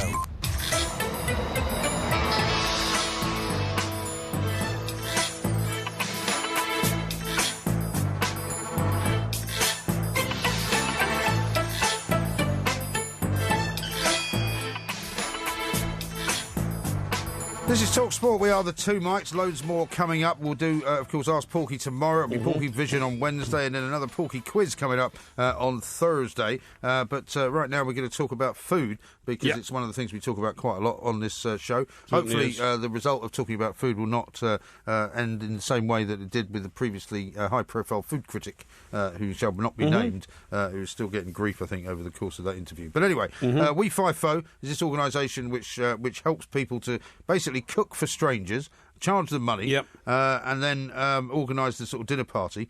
And it's a bit like, I think it's a bit like the Airbnb. But we're going to talk to our good friend Mr. Andrew Murray Watson now, who's going to explain to us precisely how it works. Andrew, very good morning to you. Good morning. Welcome to the show. Thank you very much indeed for joining us. Now, myself and Porky talked about this last week because he raised it with me, and we both couldn't quite work out how it would pass various kind of regulatory problems, apart from anything else, in terms of things like, health and hygiene regulations, and also if you're cooking and charging people in your home for coming to dinner, don't you need some kind of restaurant licence? You don't need a restaurant licence, no. We help all our hosts in various ways to kind of satisfy those concerns that I think you guys raised last week on your show. Yeah. Firstly, anyone who wants to get it, we basically pay for them to get their level 2 food safety and hygiene for catering certificate, and that can cost anything up to £100 depending on whereabouts in the country you live. Okay. Does that mean they can then put one of those little stickers on their door that's got like a 5 rating? Well, I mean, the Food Standards Authority are more than welcome to go to any of our hosts' homes, and what we say to people is that those hosts who want to make a sort of a business out of it, or a semi-serious business out of it, and do it quite kind of regularly, should let Food Standards Authorities know, arrange a time for an inspector to come around to their home and be inspected like a normal restaurant would. Right. Bearing in mind that a lot of these people are quite experienced chefs, and even those that are not experienced in charging people for eating, often a lot of these people have been mums and dads and people who look after their families and cook for their families, obviously, every day. So there's no reason to think that the standards you get in a restaurant can't be replicated in the home. But what basic checks are made, please, on people who come into your home? Because, you say a lot of them are chefs and all this kind of stuff. How do you know that?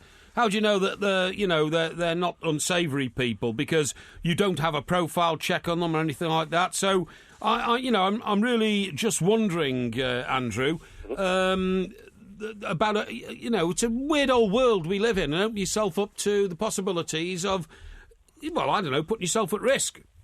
Well, it might be a weird old world we live in, but I think if you go back sort of 4 or 5 years, and you were talking about the idea of renting out your spare room to a stranger, people would have thought that was really odd. Oh, well, I still do. Don't get me wrong. Yeah, he's not going for any of that either. Oh, no. Anybody who invites a strange nutter to sleep in the same house as you under your roof... Well, he's not necessarily a strange nutter. Well, I'm telling you something. I hope there's locks on the doors. So I had a stranger in my house, mate. I'd have a lock on my door, his door, an alarm, a gun under the bed. You've never invited the odd stranger back to your house? I know not for many a year. Well, depends what sort of stranger you're talking about. But anyway, getting back to this project. Yeah. there must be rudimentary safety checks or character checks or something, surely, on people that you are literally inviting into your home. Well, it works in the same way as Airbnb does. And bearing in mind, Airbnb now has 16 million users around the world and operates in 57,000 cities and has 1 million hosts around the world.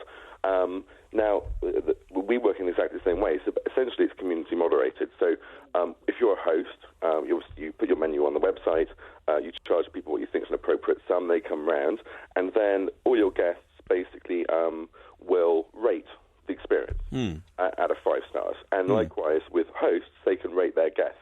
And basically get to a situation very quickly where the community absolutely self-moderates. So if you go around to someone's home and you get a lousy meal and it's all burnt and the person's rude and stuff, you give them a lousy rating and they probably won't get any more bookings ever again. And sure. It's the same way that, if you... But is the organisation not able to somehow filter those people, though? That's what I'm saying. Yeah. 'Cause, some people, business, even from the point of view of business, which I'm sure you guys are interested in, you want to make sure that there isn't some kind of guy or woman who screws it up to that extent, really, don't you? Well, all I can say is that we've been operating for sort of 6 or 7 weeks now, and we've had over 100 events and nearly 1,000 paying guests through the doors at those events, and we've not had one single piece of feedback from somebody who's had a negative experience so far. And, long may that continue. Also bearing in mind as well that, what we're actually doing is not fundamentally all that new. Supper clubs have been around for quite a long time, and all we're doing is making that much more accessible and much more democratic and much more easy for people to kind of earn a few quid from their Sure, but Andrew, what about the payment method? I would have thought that this was wide open to conmen. You know what a conman is? A conman is a person who... Conman? A conman. He dresses nicely, he speaks nicely. Nothing like you, then. He brings the family jewels in a briefcase, but in fact there's just 2 bricks in the briefcase. That was a plot of Faulty Towers, by the way. Yeah, absolutely, yeah. Yeah, but it's the same sort of thing. And when is the money handed over? Do you hand it over before you come through the door? No, not at all. Basically, you buy your ticket on the website.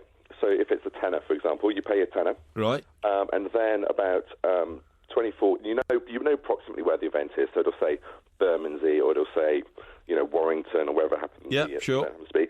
So you know where it's going to be and you know what the menu's going to be. So you pay your money on the website through PayPal. And then basically the hosts will get that fee paid to them through We5Phone. So actually there's no cash... No, I understand that. That's good. That's a good system. And so, say for example, if I came to you and I said, look, here's the thing, I want to invite 10 people round to my house and I want to cook them this sort of lavish meal of, I don't know... Spag bol. Let's say a lavish meal of spag bol with, avocado and prawns to start with, Porky's favourite starter. Yeah. Right? Now, I would need to invest that money before I knew who was... at what point do you know the event's going ahead? I suppose that would be the next question. So you specify your maximum number of guests and you specify your minimum number of guests. So if, for example, you're cooking for 10 people and to make it work you need a minimum of 4 people. So you say minimum of 4, maximum of 10, and then if you haven't got that minimum number, say, for example, 48 hours before the event takes place, then you can cancel it. And we've had over 100 events in the sort of 6 or 7 weeks since it's been launched. No one's had to cancel an event yet. Well, that's good. Now, what about this, Andrew? And this is a serious thought of mine, OK? So I advertise dinner for 6, but every person who comes has got to be a good-looking lady between the age of 25 and 35, and they can come for free. Well, I suspect good-looking ladies aged between 25 and 35 probably have more sense than to sign up. What? Yeah, and you'd also be sort of somehow you'd be filtered out for being a weirdo. No. What's weird about wanting to have dinner with a load of good-looking ladies? Nothing weird about that. Well, in your own home. All our hosts actually have a sort of power of veto over their guests. So when the guests kind of sign up, they pay their money, and then they have to put in a bit of information about themselves, their age, what they like to eat, so on and so forth. And then the host, if they don't, well, for whatever reason, don't like the look of that guest... Yeah. Do they have to post a picture as well? No. Okay. No. They could then basically say, thank you, but no thank you, and decline them to have them around for dinner. And what about the drinking scenario? If you're surely if you're selling wine... good point. As part of the meal, and you're charging for it, you need a licence for that as well, don't you? Well, I think all of our events to date have been kind of bring your own bottle. So, so they're not making money on the wine? They're not making money on the wine. I prefer to bring one bottle and drink two. That's my favourite tactic. It's a good tactic if you can get away with it. Yeah, exactly. Absolutely. Yeah. So, I mean, it sounds like it's in its infancy so far. I mean, it's obviously nothing like as big as Airbnb. Not yet. But I mean, is it noticeably growing in the time that you've been doing it? Yeah, we're pretty pleased with how it's been accepted by everyone. I mean, as I said, we've been going about 6 or 7 weeks. Uh-huh. We're still getting the kind of little kinks out of the website and fine tuning everything. But so far, yeah, we've had events as far north as kind of Warrington and Lancashire. We've had events down in Cornwall, New Forest, Oxfordshire, and for lots of people living in kind of remote parts of the country where there's not actually a lot of restaurant choice, it's a really kind of a nice alternative, particularly if you're. We're frightfully metropolitan, aren't we? But I mean, if you're living in the middle of nowhere and you're semi-retired and you perhaps don't know many people and you want to meet some new friends, there's a great social element to it as well. I suppose, Andrew, as well, there is a safety factor in the sense that you can't really have a dinner party in a one-bedroom council flat in some sink estate in somewhere like Halifax or something like that. Such a snob. Well, why not? no. Well, you can. Well, not really. I mean, so what I'm saying is... What, you mean you wouldn't go to one? Well, no, of course not, no. But what I'm saying is, generally speaking, you'd need some sort of home which had at least a decent dining room, or else it wouldn't work. Well, a decent kitchen as well. Yeah, I mean, or a friend's home, or you can put on a picnic in the park if you like. It doesn't have to be sitting around a dinner table. Yes. So you can do whatever you wanted, actually. And there was a great story from New York a few weeks ago about a student from Columbia University in New York who actually got expelled from his halls of residence because he was cooking for people out of his dorm room. Oh, right. And it was the hottest restaurant in town. No one could get a ticket for 3 months. Yeah, that's amazing. So, I mean, you don't have to have a lot of space to put something on. Yeah. So, I mean, can people actually... I mean, are people who do this... I mean, presumably their initial reason for doing it is sociability. But, I mean, could they make money out of it then? Yeah, absolutely. If they wanted to do it full-time, we've got a couple of people on the website who've given up their day jobs to do this and, amongst a portfolio of other things. So, I mean, if you're really serious at it and you're really good and you want to go and do it pretty much every night, you can actually make a decent living out of it. So what about this, Sandra? I'm putting this as a serious proposition. Mike and I, work together, always looking to expand, opportunities, right? And our stomachs, obviously. And we decide to have once a month, the Two Mikes Dining Club. Yep. And we want to invite 10 people, so there's 12 of us at the table altogether, okay? Can we do that by approaching a restaurant and getting them in on the deal, or what? Yeah, if you wanted to. I mean, you could, if you found somebody who wanted to host it, that'd be absolutely fine. And I would imagine you'd have probably more than 10 of your listeners who would kind of jump at the chance to break bread with you and tell them, tell you what they think of the show and so on. Sure. Well, then what we'd have to do is... It's short dinner, wouldn't it? No. We'd have to then charge £250 a plate because it's the only way to control demand. And then run away with little entrepreneurial mind is working. And then run away with a bag of loot at the end of the lunch. I think that's a good idea. I think you're maybe giving away too much here. So so you don't want people turning up in your palatial penthouse apartment in the middle of Stockbroker Belt, Surrey. Well, not really. I mean, I could come there and use your kitchen and cook. No, right? No, thanks. No. You don't want to do it that way. You just want people to turn up to somebody else's restaurant. Well, mark up the restaurant prices and keep the change. Well, no. What I'm saying is, Andrew, I'm not talking. You'd have to get your chef's whites on there, wouldn't you? You'd have to get behind the grill. Well, yeah, but what I'm saying is, I wouldn't be talking about taking a portion of a restaurant. You'd be looking for a room upstairs, wouldn't you, or something? A room for seat 10 or 12 or something like that. I mean, presumably, what I'm saying is... Well, you can rent a private room in a restaurant any time. Yeah, but it's about cooking. Yeah. Oh, I see. The cooking element is important, is it? Yeah, I see. Yeah. I mean, Mike Parry doesn't cook. I'm afraid. One front of house, one behind the, slaving away in the kitchen stove. Oh, yeah, no, there's nothing wrong with that. Yeah, excellent idea. Well, Andrew, wish you well. Have you got, targets? Thank you very much. Have you got targets that you have to hit, or are you just going to see how it goes?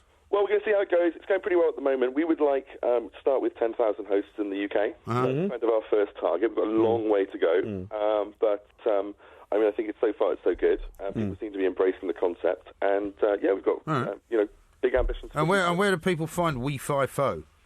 It's wefifo.com. So it's WeFifo.com. Okay. Just very quickly, Andrew, before you go, I mean, I'm not trying to put any sort of mockers on your business. I hope it's very successful, but we do read now about the B&B thing where, kids have now got into it when their parents are away from home and the people who turn up and wreck the house and all that. I mean, there's got to be some safeguards on this business or it just runs away. Is that all done on social networking, i.e. beware of? I think pretty much. I mean, it's very hard for people not to have any sort of public identity these days. Yeah. And when they register on the site, they put in some basic information about themselves, so we can kind of cross-check against that to make sure they're not some, 13-year-old who rent the place out when their parents are away on holiday. Yeah. There are kind of safeguards attached to it. But like all these kind of shared economy businesses, it's really the community that moderates. Sure. And actually, that's a really effective way of moderating standards and quality. Yeah, okay. Well, wish you the best of luck. Hope it goes well. And who knows, we may see you across a plate of spaghetti sometime soon. Look forward to it. Andrew, thank you very much indeed. Andrew Murray-Watson there from We5Fo. How about this from Mark? He says, what if I want to have an event for 6 single women aged 25 to 35, all stunning, serving tinned fish and boiled everything? It's a bit of a niche market. Bit of harsh, that, isn't it? Bit harsh. People don't have. So you don't like this community-based stuff because you basically don't like people. They pigeonhole me like that. Hey, I quite like the idea of the Two Mikes Dining Club. Oh, it's not a bad idea. You may have hit on something there. What do you think? We'll talk about that coming up. Yeah. This is Talk Sport. The Two Mikes, simulcast across the UK on Talk Sport and Talk Radio.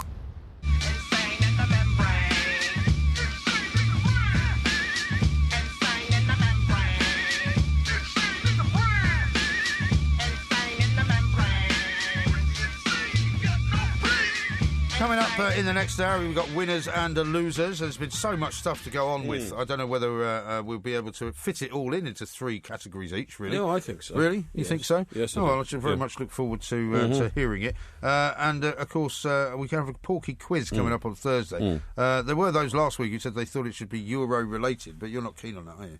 The Porky quiz? No, I'm not really, no. Okay. No. Have you had any ideas yet for a Porky quiz? Well, I've got a few thoughts. Few thoughts? Well, don't forget to let us know, so the independent quizmaster yes, can get the exactly, questions organised sure. Before Thursday. Why are you tying your headphone thing in a knot? Well, it's a new studio and I don't want too many loose ends. Really? Okay. Feel there's a bit of vibration around. Well, yeah, I mean, everything's very sensitive around here. It's very sensitive. Yeah. So the idea is not to tap on anything. No, when we were kids and you got your first car, then my mate fitted the... I didn't really get my first car. Yeah, then my mate fitted the radio, and then you had to have what were called suppressors or something. How old were you when you had your first car, then? 19. You see, I didn't have a car till I was... The first car I actually bought, I think I've told you this, was went into my marriage. Exactly, yeah. Yeah. Well, I bought my first at 19 because I was smarter than the average bear. Well, also you needed one to get around that kind of god-awful place you lived in because there was no public transport. No, I lived in Chester, mate. I just wanted to make sure... public transport. It was a bird puller, as it was called in those days. Rubbish. Wouldn't call it that these days, obviously. The reason I didn't need a car when I lived in London was because you didn't. Yeah, but at 19 with the Vauxhall Viva, I was a bag magnet. Really? Yeah, that was the thing. And, I suppose you had to compensate in some way. And what you had to do is, when you fitted your radio, right, it was full of static unless your mate had put in, I think they're called compressors or suppressors or something like that. But it stopped the noise. And I feel that's what we might need in here. Right. You see, you hear that noise. Well, maybe what you need to wear is gloves. That's just me touching the desk. But you don't need to touch the desk. Yeah, well, you have to You have to just somehow curb your enthusiasm. Yeah, curb your enthusiasm. How about this from Becky? Put me down to attend Two Mikes Dining Club, candlelit dinner on the Porky Roof Garden, ABBA playing, best fish fingers, wine. Yeah, well, that, you could have a great night. Brian with that says, keep me a space for the Two Mikes Dining Club and I'll be there. Yeah, okay. Well, we'll have to think about that one. Definitely. But the problem with a dining club and you is that we'd have to somehow incorporate your appalling tasting food. No. So that if we went to a decent restaurant, you'd actually have to ask them to deliberately make, some kind of creation. Wait a minute. Some culinary creation which would be so hideous that people would laugh at it rather than eat it. Right, well, hang on. Lots of very good restaurants serve fish and chips. Would you not agree? Yes. Lots of very good restaurants serve cottage pie. Would you agree? Good restaurants? What do you mean? Well, I mean, top restaurants like the Ivy serve cottage pie. I've not been to the Ivy recently. I haven't seen their menu. Yeah, when was the last time you were at the Ivy? not that recently, but I mean, they're famous for their cottage pie. Well, what if we went to the Ritz, right? Yep. And you could have your fish and chips there for 45 quid or whatever. Yes, right? Yeah, exactly. I don't think that's the sort of route we should go down. No, I don't think so. Maybe we should do it in Wetherspoons. Well, no, I think that's probably the other end of the scale. I think the Ritz is right. I don't think Wetherspoons right. Nothing wrong with Wetherspoons, but it's it's for But my people point is that we have to think about the food. If you just want to like budgetary food, yeah, but if you just want to give people, I think it's very good. But if you just want to give people budget food for a lot of money, yeah, I don't think that's the way to go.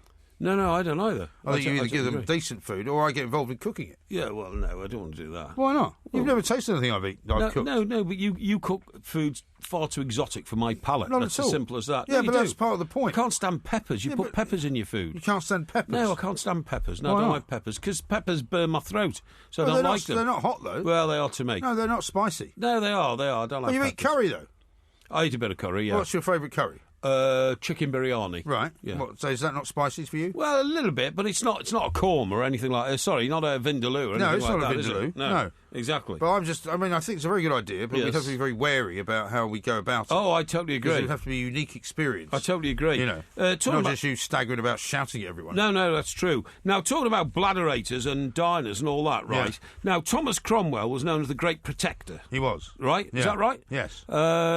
Did you know he was also a gin fiend? I did not know that. Yeah. I didn't. So everybody thought he was a non-bladderator, right? Yeah. Everybody thought he was a Puritan and all that.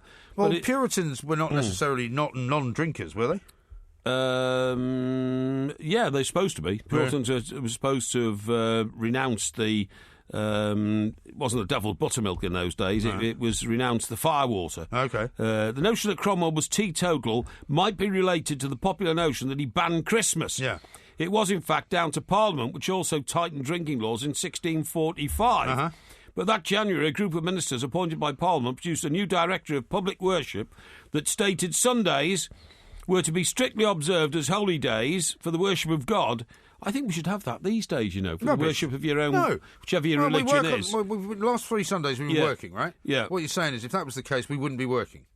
So you wouldn't be allowed to work. Well, no, it could work, but I just think it's too much commercialisation. Well, no, anyway, you can't say to people you shouldn't open a shop. But it's okay for me to go on the radio. Mm-hmm. Can you? Well, that's being a hypocrite. I think we're being a bit more informative than a shopkeeper, to be honest. But anyway, that's not the point. Anyway, it says Director of Public Worship stated Sundays were to be strictly observed as holy days for the worship of God, but that there were to be no other holy days. Festival days, vulgarly called holy days, having no warrant in the world of God, are not to be continued. What about Christmas?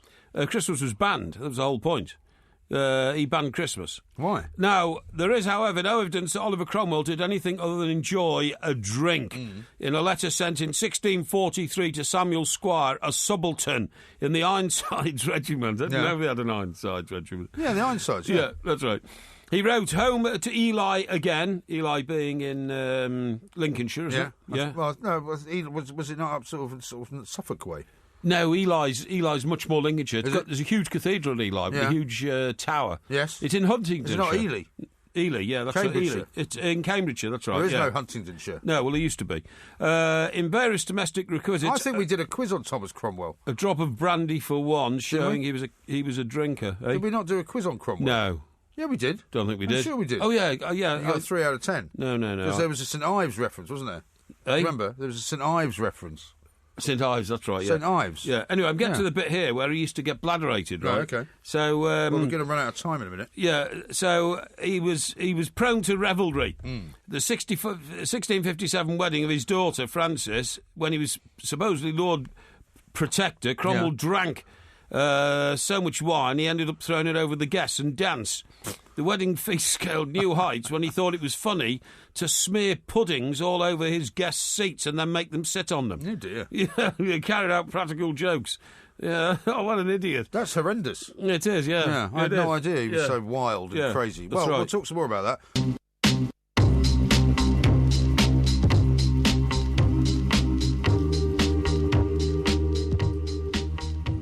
Sport, we are the Two Mics. Coming up in the next hour, it's going to be time for winners and losers, of course. Liz has tweeted in at the Two Mics. She said you can always have those people for a meal in a locked room. They could be there already. I don't know what she means by that. Now, I was just having a look at the Ivy's menu. Right. And you're quite right. They have shepherd's pie, actually, rather than cottage pie. Yeah. You guess how much they charge for it?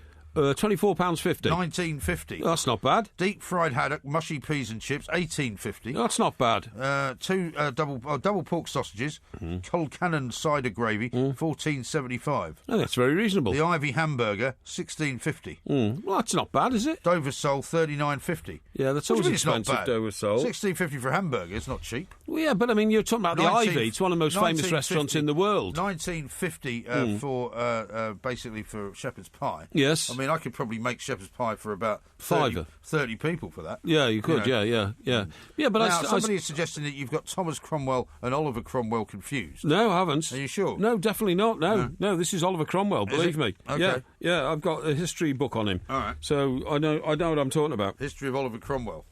Nothing to do with Thomas Cromwell. No. Thomas Cromwell was the guy in King Henry VIII's court, right? Thomas Cromwell was, yeah. Yeah, this is Oliver Cromwell, the Great Protector. Okay. Who came... he came 40 years after... let me get this right. Yeah, 40 years after Henry VIII. Okay. So I know exactly what I'm talking about. How about some seared scallops? Say again? Seared scallops. Well, I've never had a scallop. And in fact, when we were talking about going out and having some oysters to give us the experience... Well, not to give us the experience. I've already had oysters. Yeah, to give you the experience. But you should. I'm not sure if it's safe for you to have oysters for the first time in your life. Why not? At your age. Why not? Well, because your body might not be used to them. No. Your body might reject them. You might get... What's that thing called when you get the... Calotaphic shock or something. What's it called? Encephalitic shock. That's right. Do you know that can happen? And I'm being absolutely serious. Well, it happened to the guy who died from the nut allergy, didn't it? It not only happened to that. That restaurant owner that got jailed. I heard it happened to... There was a very successful business in this country involved with a football club, and his wife got stung by a bee. Yes. In the garden one morning when they were having breakfast at their country house. Right. And she died. Really? She died of that shock and was in a coma for months, and it was a terribly sad story. Yeah, I bet. And it's just one in a million type chance. Right. Terrible. It's a great picture here from somebody called Nick, who sent in a slap-up meal at Mike Parry's. Just don't think about leaving without the keys to the security gate. Oh, yeah, let's have a look. Excellent, yeah. Well, no, the gate's there in case you haven't paid the bill. Yeah. You don't get out. Exactly right. Yeah, quite right. Peter says, I'm president of my local meth club. I organised a meeting for tonight, but I can't remember where, and I can't be bothered looking. Well, I think he's trying to be funny there. By the way, one last thing on England before... Go on, we've only got about 30 seconds left. Don't you think it's ridiculous, this blinking mascot that they're carrying around, the Leo the mascot, the lion? Isn't it terrible? Right. Well, I mean, after all the things that have happened since the game itself, I haven't seen too many references to Leo. John Stones is carrying it around on his back. You see, he didn't get... Well, maybe he should carry it around on his back all the time. Yeah, exactly. I mean, he didn't get a game, did he? No, he didn't get a game. And neither did your man Barkley. And by the way, he was interviewed after the game, have you noticed? And he was carrying the lion around on his back. It looked ridiculous, honestly. Well, I mean, it's going to look more ridiculous if he goes all the way to Europe and he doesn't actually get a game to play in the Euros, isn't it? Yeah, but he's going to get a game. It's what the joke has now backfired on England. That would have been great had they won, and they could have, waved the lion around. They could have done a lap of honour with the lion. Yeah, exactly. But it's not working. They haven't won yet. It's not working. They may not win yet. No. Thursday, of course, it's all live right here on Talk Sport. There'll be a welcome in the hillside and hopefully a hat-trick from Gareth Bale from the Vale as the mighty Welsh go head-to-head with England in an epic Euro 2016 Group B clash. This Thursday afternoon from 2, get ready to dress up as a daffodil and proudly wave an inflatable leak in the air as Talk Sport brings you full, uninterrupted commentary of England versus Wales, live and direct from Lons. England versus Wales. Cymru am best!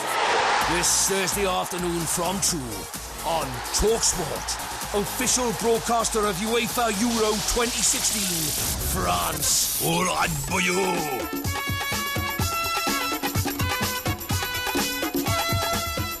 This is Talk Sport. We are the two mics and winners and losers, as we said, coming up a little bit later on. There'll be a podcast coming out as well. How are you coping with all the football, by the way? I haven't had a chance to ask you this. What do you mean? Well, because there's 3 games on a day. Yeah. You know, are you watching all of them, or are you sort of picking and choosing? How are you doing all the highlights? I'm watching as much of the games as I can. Yeah. But I do find that if you sat down in front of a goggle box for 5 or 6 hours a day watching the football, you wouldn't get much else done. Sure. So you have to be fairly selective about it. That's true. There's only two coming up today. Austria-Hungary, which has got a certain historical kind of tinge to it, I would have thought. But also Austria is my outsider, you see, to do well. I know you've picked them from the start. Yeah, well, it's probably beat... I don't know if Hungary are much good these days, are they? Portugal against Iceland, so first chance to see Ronaldo. Have you seen that advert, by the way, that's running at the moment? Which one? The Ronaldo ad, where there's a whole kind of mysterious thing going on where this kid thinks he's Ronaldo.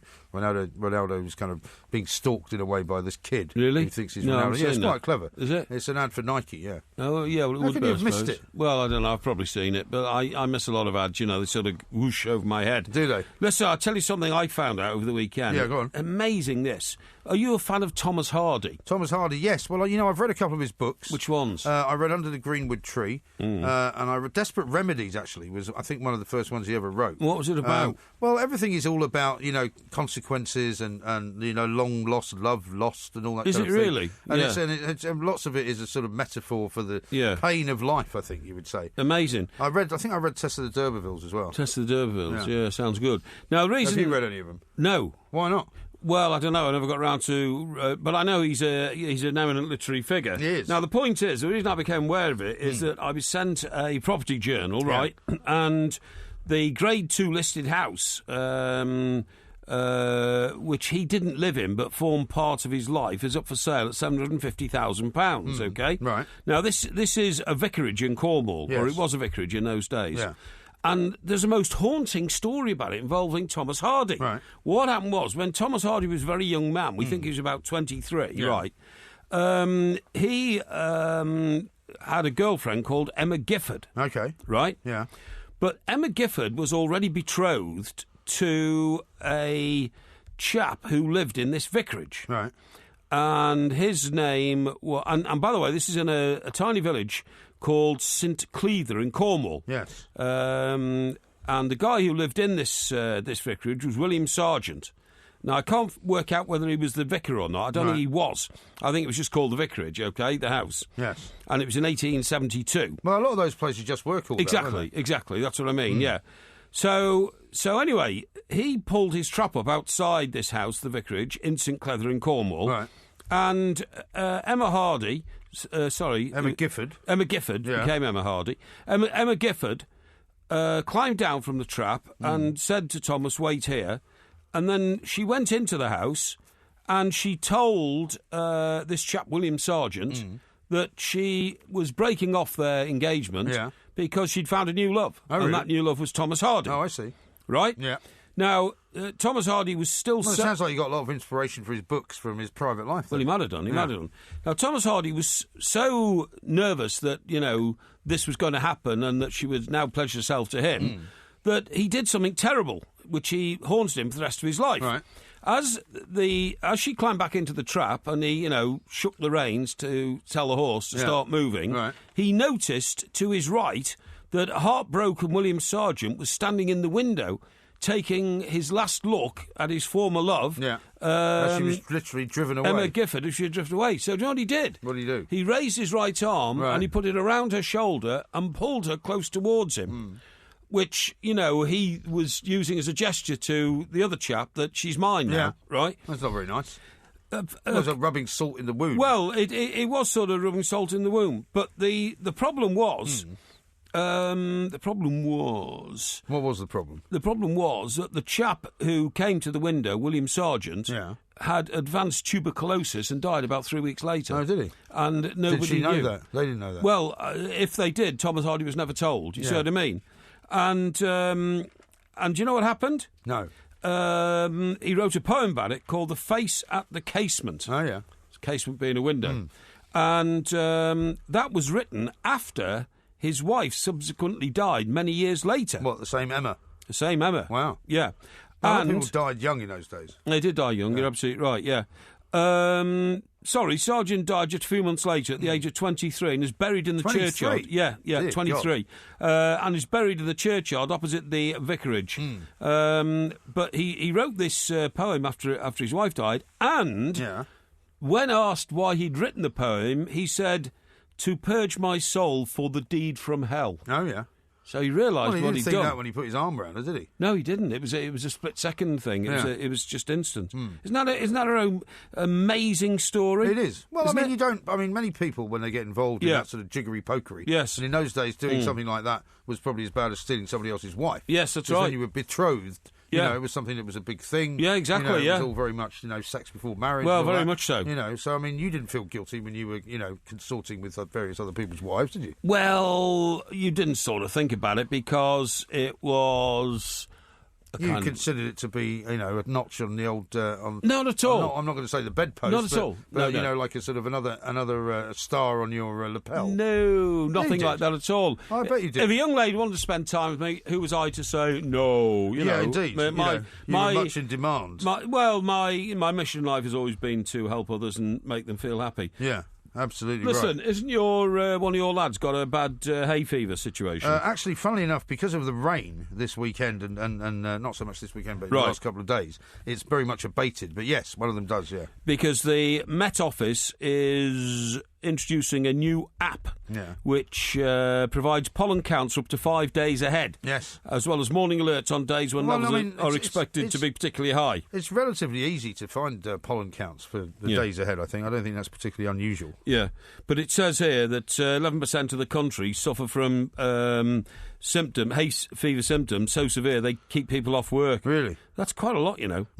It's quite a lot, that. Well, it is. I mean, when you get it that... I mean, my sister gets it so badly that she has to have injections every year. Yes. And even that there are days when her eyes... Who's this? My sister. Oh, right, OK. Her eyes are so swollen up that she can't go into work. I mean, people get it really, really badly. Terrible. And particularly in parts of the country. Yeah. Where we... where you are, probably it's quite leafy, isn't it? Where? Yeah. Certain types of tree pollen, definitely, which are really, really bad. Yeah. Yeah. So, anyway, look, we've got to do listography. Before we go any further. Indeed. So we've got to try and have a look and see what offerings we've Have we had given. some suggestions? We've had quite a few suggestions, Good. actually. Let me just find some of them for you. But we've been doing some really interesting ones over the course of the last few weeks, I would say. A couple of them that we haven't got to yet. Sporting related. Three of your favourite... tournaments that you might have watched, which don't have to be football. They could be, sporting anyway. Liam says 3 sporting rules you'd like to change. Yeah. Which is not too bad, is it? We've done the favourite hotels. 3 best Christmas presents you received as a kid. Yes. 3 favourite football songs. Yes. Top 3 impressions you can do. I think yours would be all. In the end, they'd all be Irish, wouldn't they? Probably Martin O'Neill. Yeah. I don't think you should do that. Okay. Would you fancy doing an impression? The one we didn't do. 3 items in your house you never use but still keep. Right. How about that one? That could be quite good. Could it? Yeah, OK, if you want to go for that, I'll go for that. Yeah. 3 items in your house that you still have, but you don't use. OK, fine. Should we do that? Yeah, we'll do that. OK. All right. We'll do it a little bit later on this hour. OK, we'll do that, definitely. Excellent. Okay. This is Talk Sport. Sounds good.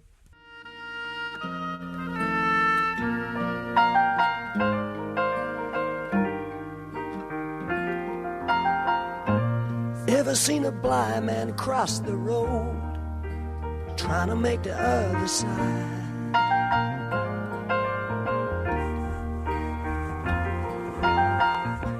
Ever seen a young girl growing old, trying to make herself a bride? Sir Rod, of course, singing Handbags and Glad Rags. Sir Roderick. Sir Roderick, yes. Unlike The Guardian, he called him Sir Rodney. That's right, as I think we mentioned on Sunday. Here's a good one for tomorrow, actually, just come in. Sorry, why are we playing that track? Handbags and Glad Rags, things you have in your house that you don't use. Oh, I see, right, OK, that kind of thing. Yeah. 3 most important decisions you've ever made. Oh, yes? Quite good, isn't it? You don't like that one? Well, maybe we've done something similar to that before. I think we have done something similar to that, okay.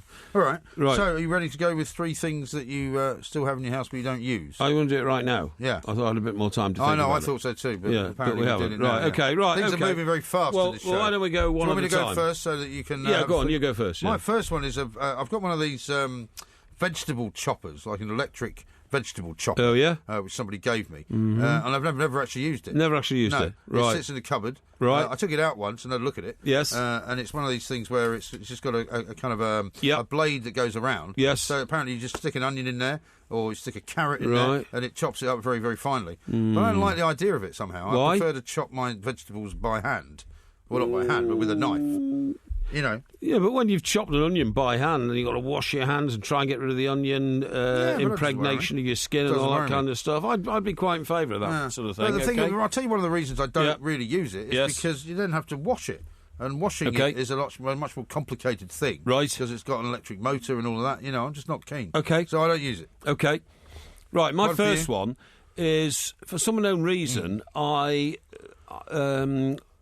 saw this advert in a newspaper for a device which was the Oxford English Dictionary electronically. Electronically? How does that work? Well, that's a good question, because I never got round to figuring it out. But is it like a book? I mean, what does it look like? It's like a laptop, really, but it's not a laptop. No, it's like, do you know what it's like? It's like, you remember as a kid, you used to get a tin of paints, and you'd open your tin in all different colours. Yeah. It's like that, except they're the keys. But it's got a screen or something? Yeah, it's got a screen. Yeah. The screen's in the lid. Right. And what you do is, if you want to find out what this word means, you type it in and then, you know, press a button. Yeah. It tells you what it means, and it's a lexicon as well. Right. And it's what's the one that gives you different words? Thesaurus. A thesaurus as well. Thesaurus. And I've got that on the top shelf of one of my bookcases. How long have you had that for? About 10 years. Really? I've never used it. Never used it? No. How much was it? About £112 or something, you know, something like that. I don't know, yeah, but I thought it'd be great. Quite a lot of money, that, isn't it? Well, I always like to investigate new words. I always like to find new words. But you were telling us the other day that you're actually quite happy now that you've got two very large volume Oxford English Dictionaries. But I've had them for about 40 years. But you still prefer to look up I do, yes. page I do, yeah. than you do any other way. I'm not into electronic things at all. I just don't get on with them. No, okay. If there's an alternative in print, black and white, I prefer that. Okay. My second one is an old phone. Old phone. I mean, I don't mean an old mobile phone, because everybody keeps those, unless you decide to give them to charity or something like that. But I had to replace my phone, because when I first moved into this place in London, I bought a phone. Yep. And it wasn't a particularly good one. Yes. But I kept it for a few years, and then I decided to buy another one. Right. But for some reason, and I can't explain why, and it's not that I'm particularly into collecting junk. Yes. But there's a little table where I keep my the real phone. Right. And I've told you before, I don't really use it anyway. No. Apart from, like, you know, my mother calls me on it, that kind of thing. Yes. I've still got the old phone. Right. And I'm throwing it away. Right. I don't know why. Is it linked up? No. No, okay, No, but it still sits in a cradle. Okay. It's a cordless phone. Yeah. I don't know what, I can't bring myself to throw it away. Well, that's okay. That's I don't know why. Well, look, I tell you what, years and years ago, I had one of those phones that came out with straight lines rather than curves. You understand what I mean? Oh, yeah. You know, the curved phone was always the one you had. Do you mean the one with the little I do. Sort of, the one that literally is shaped that way? Exactly. Like an L. Exactly. Exactly. The problem with those ones, you picked them up, and the whole phone came with it. Well, whatever. Whatever. But I thought they looked better than any phone I've seen since, so I'd still rather have one of those. Right, my second one, is my cowboy boots. Oh, yeah. Yeah, which I bought in Austin, Texas. Austin, yeah. And they are spectacular. They are made of crocodile or something like that, you know, alligator or something. Maybe, yeah, that's right. And they go halfway up your calves, and they've got big Cuban heels on them. Right. But I feel ridiculous wearing them, so I just will not wear them. I mean, again, it's not the kind of thing you'd wear around London, really. I will not wear them. You should wear them in one night. Well, do you know, I'm not even sure where they are. Yeah. I know I've still got them because I never threw them out, but I'm not even sure I can put my hands on them these days. Yeah. But they look good for a while when I wore a pair of Levi jeans with them and a thick black crocodile or alligator belt. Yes. You know, knocking around America and all that kind of stuff. But they look ridiculous in this country. Right. And but I can't throw them out because I thought of giving them to my niece because apparently they're very popular amongst young ladies, right? Yeah. But the trouble is, of course, big feet like you. Well, that's true. That's exactly size 10. That's the problem. Yeah. Well, no. That's the thing. I don't think I can get them on these days because in those days my feet were size 8.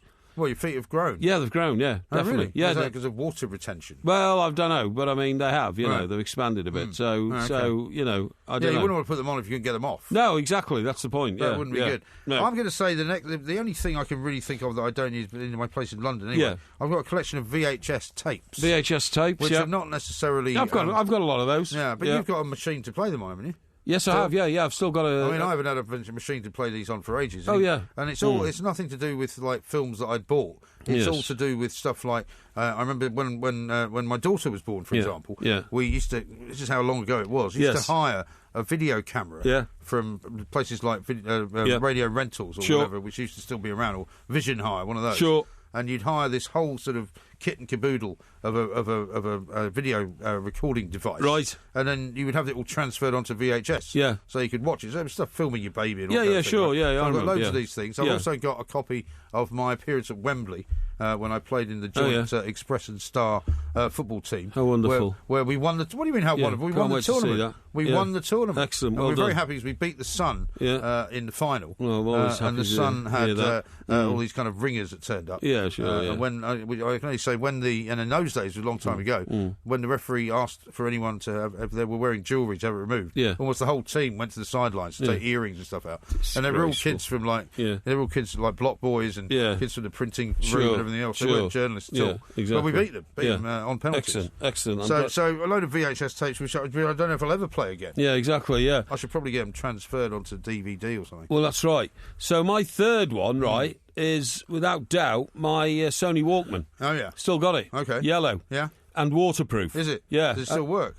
Well, I don't know. Put batteries in. Well, I don't know. I haven't put a tape in it for years and years. But I mean, that does remind me of great times because. These days they have such fantastic sound system on planes, you don't have to worry about it. But in those days, when you're flying across the Atlantic, if you had your own Sony Walkman and about 10 tapes, right, that would last you, the whole 6 hours across the Atlantic and all that kind of stuff, and made you look rather sophisticated compared to the person who was putting the British Airways earphones on and having to suffer whatever they had in, popular music, rock, classical. Oh, dreadful, dreadful. Yeah. Although, did you not find if you were on a transatlantic flight that it would run out? You'd have to bring spare batteries with you. I did bring spare batteries. You're absolutely right. They would run out pretty fast. But I remember, once impressing a young lady who was in the same vicinity by telling her, I bring my own music and all that kind of stuff. You know what I mean? Right.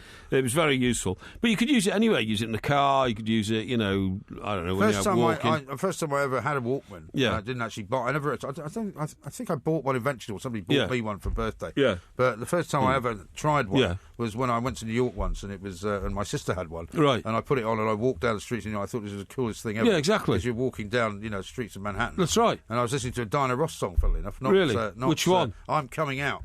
Not the Chain Reaction one. Oh, I don't know that one. No. Very popular. Anyway, but I mean, look, just one other I thought about then, the electric carving knife with two blades. Oh, yeah. Have you got one of them? No. Two blades which oscillate against each other. I've never wanted an electric carving knife. I love the electric carving knife, me. Right. Electric toothbrush. Well, you said it to Neil Warnock. What? I like an electric carving knife, me. Yeah, that's right, yeah. Well, he's on the breakfast show anyway in a few hours' time, so I'd better get in the vernacular. Yeah. An electric toothbrush, which I never use these days. Oh, I still use one of those. Yeah. Although there was a story the other day from the medical world which said that actually electric toothbrushes might be worse for your teeth. Well, I'm sure they are. Then what did you make of old Peter Crouch's teeth, by the way, the other day? Well, I thought he's talking about. He's definitely had them done, hasn't he? Oh, he had them protruded out, though, or has he had them protruded in? Well, he's either had them. He sort of talks like that, Peter, doesn't he? Well, his teeth are always quite large, but he's had them veneered, or he's had them replaced. Veneered, has he? Oh, that's interesting. Because also he repeated the word positives. Don't forget the positives. Right. Don't forget the positives. There's lots of positives in the game. I think that's that's kind of what they're reminded to say there every so often, aren't they? But they all said it. Every single pundit. What a great performance. And even Roy Hodgson. Must forget the positives, and everybody mentioned it. So, but I like Peter a lot. I met him in an award ceremony once when he was playing for Liverpool, I think. So. I wouldn't have been his favourite person being an Everton fan. He's been into Talk Sport a few times. He's a great guy, actually. Yeah, he's a very nice chap and a very decent guy. And, got a grip of himself, so I haven't got a problem with him at all. Very much so. Now, we've got lots more to do, including winners and losers. Now, should we make a rule that because we were here on Sunday and we did villains and heroes, or heroes and villains, can't have the same. That you can't use the same ones? Totally agree. Because I think that would be cheating the audience. I totally agree. Now, obviously, there might be something similar from a similar event that you might choose, but you can't choose the same thing that you chose for heroes and villains. Say again? So you can't choose the same thing. No, you can't. No. You could, say, for example, if you chose... So I think you chose Chris Coleman, didn't you? I did. So, I mean, if you wanted to choose somebody else from the Welsh outfit, that sure. would be all right. Sure, that'd be all right. But, we've got to be very careful. Okay. So you've got your three ready? I'm ready for that one. Right. Ready for that one. Because we're pretty much out of time. Yeah. Stag Celebration Company Chili Sauce says only 30% of its bookings now involve alcohol Really? Or strip clubs, down from 50% in 2011. How bizarre. Yeah, absolutely. I mean, why. Not strip clubs. I would never go to a strip club, but how can you have a stag you event? went to a strip club and watched a football match. No, I didn't. That's just a myth. It's not a myth. I saw you walking into it. How could you ever watch? How could you ever go on a stag night or stag do without alcohol? Not that I've ever been on a stag do, so I wouldn't know and couldn't care less. But I would think. Well, why are you mentioning it? Well, for those who do go on stag weekends to Amsterdam or Prague or something like that, they're not going to go on teetotal ones, are they? It's ludicrous. I don't know. Ludicrous. I don't know. This is Talk Sport. The Two Mics, simulcast across the UK on Talk Sport and Talk Radio. And now it's time for the winners and losers.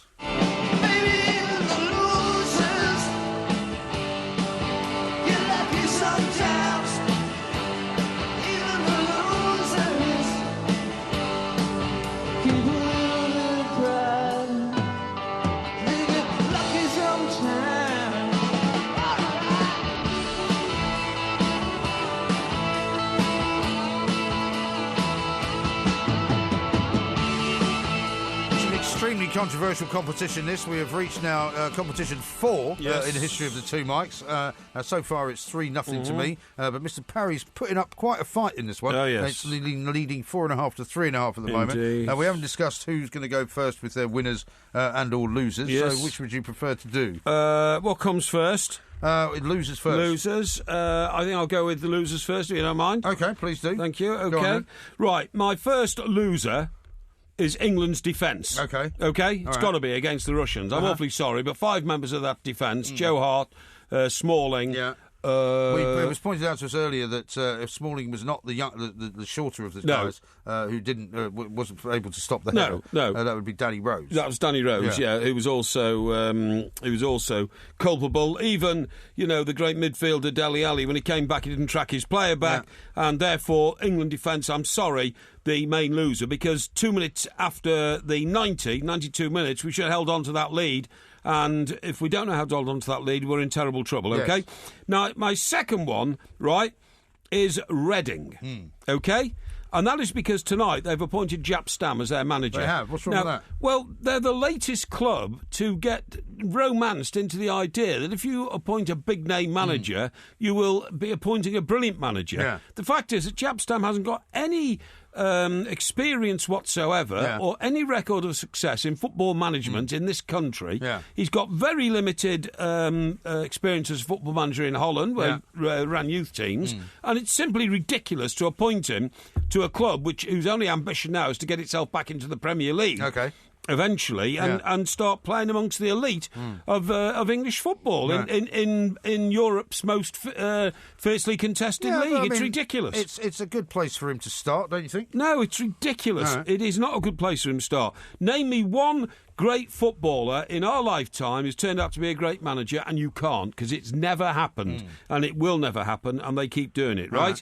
And my third loser has got to be Igor Lebedev. Yeah. This is the maniac Russian PM who sent letters to the ultras, these vile, thuggish, right-wing, almost Nazi-type yobbos who are parading around in tattoos representing Russia, and who Mr. Lebedev has officially endorsed as Russians and said, keep it up, boys. Yes. I'm sorry, they are my 3 losers. OK. And I vouch every one of them. OK. Vouchsafe every one of them, even. Yes. OK, well, I've got similar ones. I'm going to go with UEFA, actually, as my first loser. Right. Because UEFA, who have been trumpeting this tournament for the best part of, the last 2 years, definitely, perhaps the last 4 years, since they decided to pick on France. Aside from the fact that, the country's, as you mentioned before, apparently crippled by transportation problems. Yes. You can't get trains when you expect to. Yeah. You can't always buy petrol when you want to. Exactly. You can't even get in on a plane if you want to, or across the channel or anything like that. Yes. In addition to all of that, and I know they've got to cope with terrorism warnings and everything else, but they've also now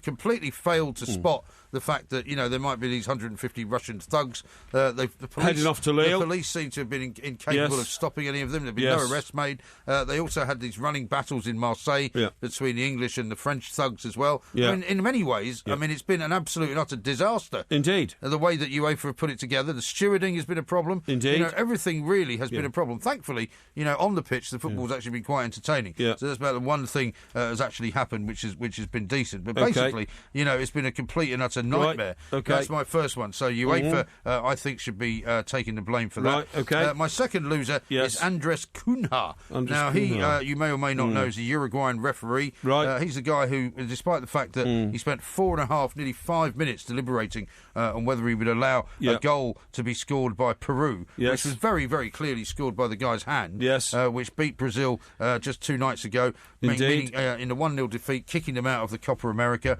Basically, worst performance in the Copa America since 1987, which was the last time they failed to make it past the group stage. I mean, the guy had some help from the sidelines, but basically he was frantically checking to see whether everybody knew what had happened. Everybody who watched it on TV and everybody in the stadium knew that it was actually a handball goal that should never been allowed. Far worse than Thierry Henry's ever was.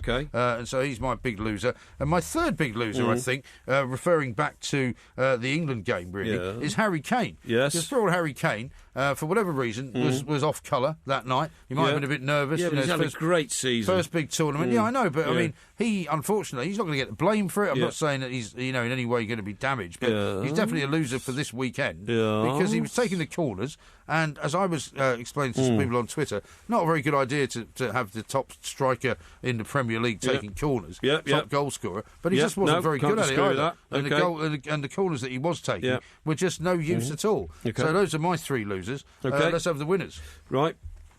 Everyone's a winner, baby, that's no lie. That's no lie. You never fail to satisfy.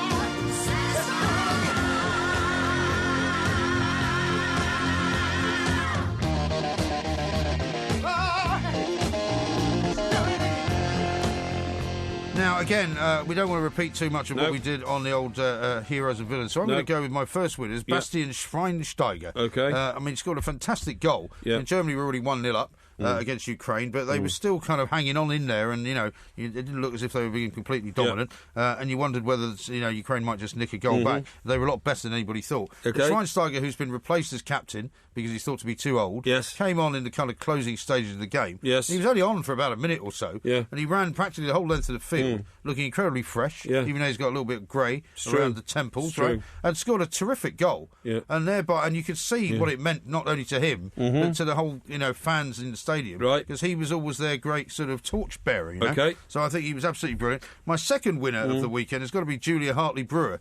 Julia Hartley-Brewer, who had a bit of an encounter with Owen Jones, the odious left-wing Guardian's journalist, who walked out of the Sky newspaper review because he didn't like the way that they were talking about the Orlando massacre. And it really, I mean, talk about making it about yourself. And she said one very good thing, which I thought was brilliant, when he was arguing with her and saying she couldn't use certain words and she couldn't use, other words, and then he said that the Sky guy wouldn't understand because he wasn't gay. She said, I'll tell you what, Owen, you use the words you want to use, I'll use the words I want to use. And so Julie Hartley-Brewer, who of course of Talk Radio, our sister station, I think played an absolute blinder.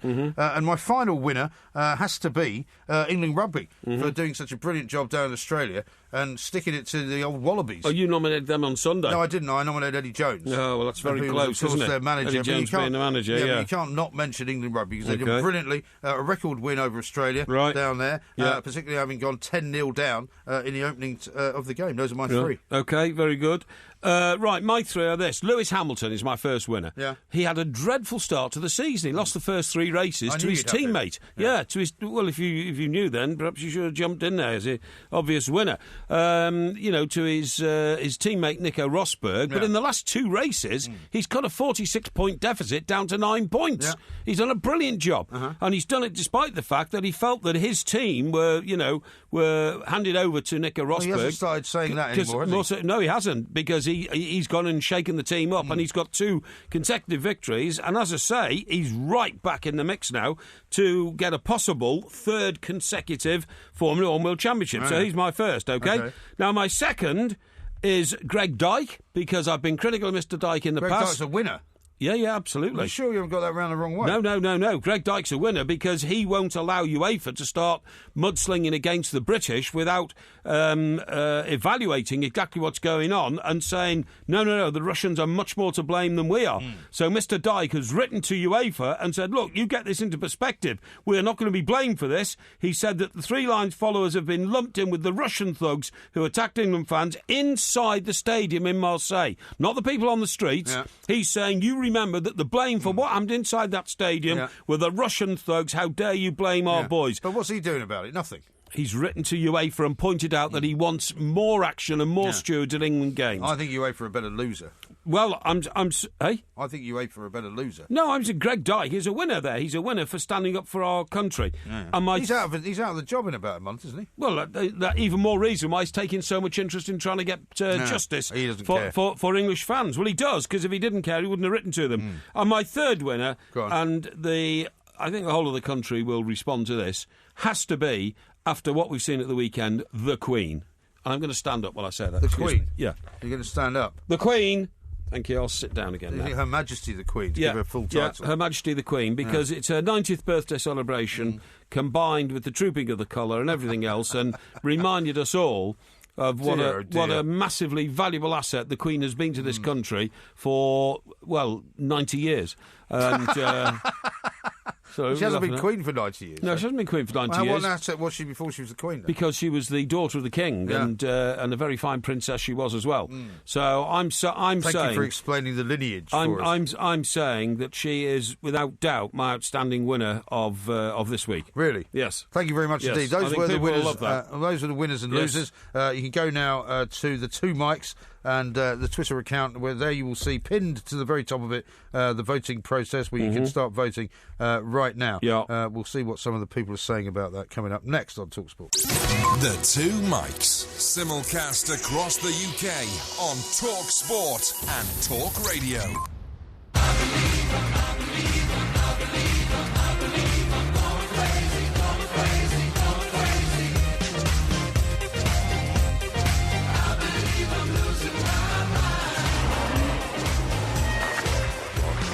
This is TalkSport. We are the Two Mics. There will be a podcast coming out a little bit later on, of course. Game 5 in the NBA is indeed underway, and we have actually managed to get it on. So I'll be able to give you updates over the course of the next hour or so, or possibly longer. It looks like a pretty close game at the moment. Yeah, we're all very interested in that. Golden State Warriors. Well, lots of people are. Yeah. Now, would you like to know what the immediate reaction is on Twitter to our voting so far? Well, you seem very enthusiastic to tell me, so presumably you've taken a slight lead, have you? I'm just talking about people's tweets. I see. I haven't measured it yet, because it would be ridiculous. I mean, probably about 4 people have voted. Carl says, hey, Porky, Jaap Stam did play in the Premier League for a while, so does have more experience than most. Yeah, well, of course he played in the Premier League, I know that, but he's never managed in anywhere, including the Premier League. Peter says, Stam wouldn't be the loser, Porky, Reading would, and wouldn't you consider Kenny Dalglish an excellent manager? Excuse me, I said Reading were the loser, not Jaap Stam. I said Reading are the loser for taking on a manager who's got no experience. You said Jaap Stam was the loser. No, I didn't. I said Reading. No, please get that right. It's been very unclear then. No, it's not unclear. Very unclear. My loser was Reading, not Jaap Stam. Oh, okay. Yeah. Are you now correcting yourself? No, I'm not correcting myself. I said Reading. You look at the audio, go back on it. Look at it. And should I listen to it as well? Listen to it, and I'll say my second loser is Reading. Well, people are picking you up on you saying that no great player has ever been a great manager. Yeah. John says, sorry, Porky, Kenny Dalglish was a great player and a great manager, and so was Howard Kendall. Yeah, Howard... Old MG's the winner this week. No. Howard Kendall, unfortunately, was the greatest ever uncapped player. So he just fell short of being an international player, but he was a great player, I agree. Kenny Dalglish was a great player-manager. But he was a great player before he was a manager. Yeah, of course he was, but then he was a player-manager. He won his first title for Liverpool when he was still playing. But then he was still a great manager after that. Yeah, well, he carried the tradition on, but it's a very, very rare thing for that to happen. Well, you said you couldn't think of anyone. No, it's very rare. Steve says this, is Porky nominated England defence losers anything to do with John Stones? Well, John Stones wasn't playing, so they might have been better if he had been.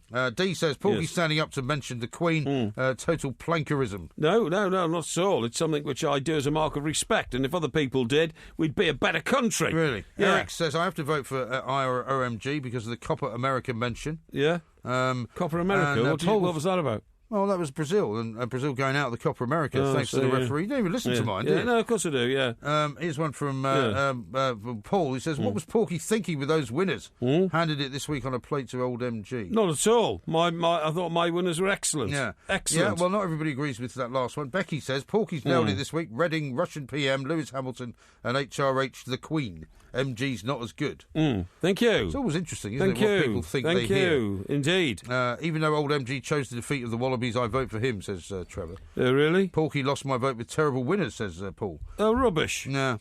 Yeah. It's very hard to know, isn't it? Because the thing is, a lot of people basically go with you whatever you say. Yeah. A lot of people will wait, I suppose, until the podcast comes out. That's right. I do like that one you've just read. I'll read it out again. Porky has nailed it this week. Reading. See, he knew it was Reading because he was listening. You weren't. It's a she, isn't it?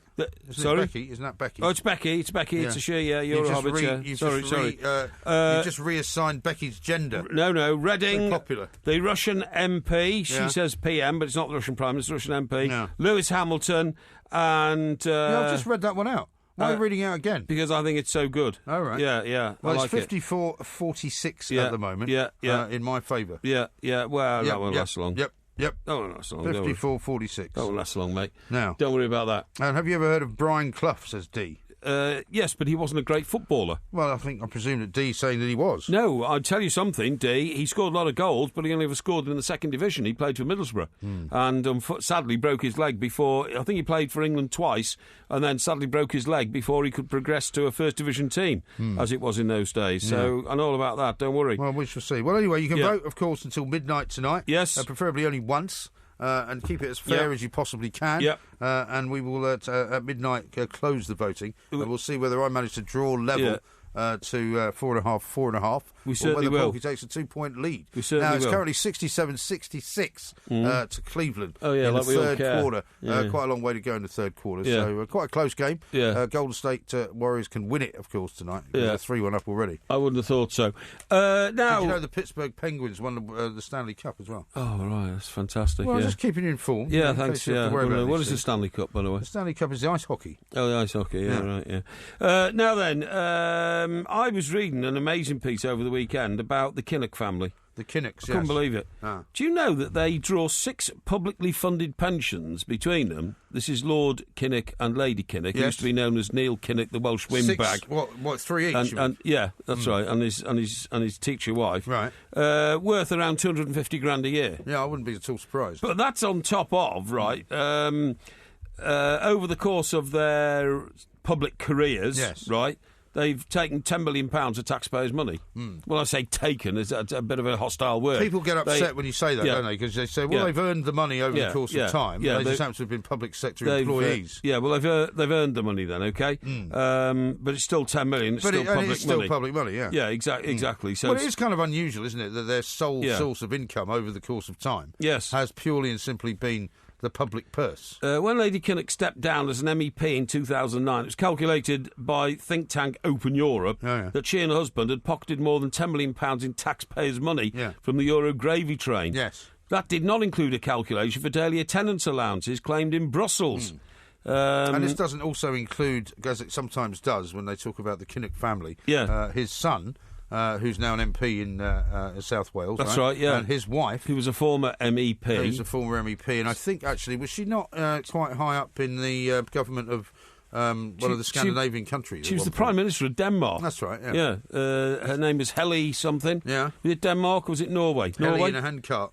I think it might have been Denmark, yeah. Denmark. I think it was Denmark. Yeah, I'll find out about that she in a minute. Might still be involved in that. No, she's not. She stepped down. When I was working for the Welsh Mirror, she was Danish Prime Minister. Her name was Helle. That's right. Yes, that's right. When I was working for the Welsh Mirror, just about when we first started, and I'm sure I've told you the story before, but there was a Sunday Times story very similar to the one you were just reading, except it wasn't, the figures weren't quite the same. Right. We kind of picked up the story on the Sunday, as you often do, and decided to make a few phone calls, didn't get any comment from the Kinnocks. So we ran the story in the Welsh Mirror. He tried to get me fired. Oh, yeah? Neil Kinnock, he rang Piers Morgan up. Really? Said, why have you got this guy, assassinating the Kinnock family in the Welsh Mirror, which is supposed to be the paper of the Labour Party? Yeah.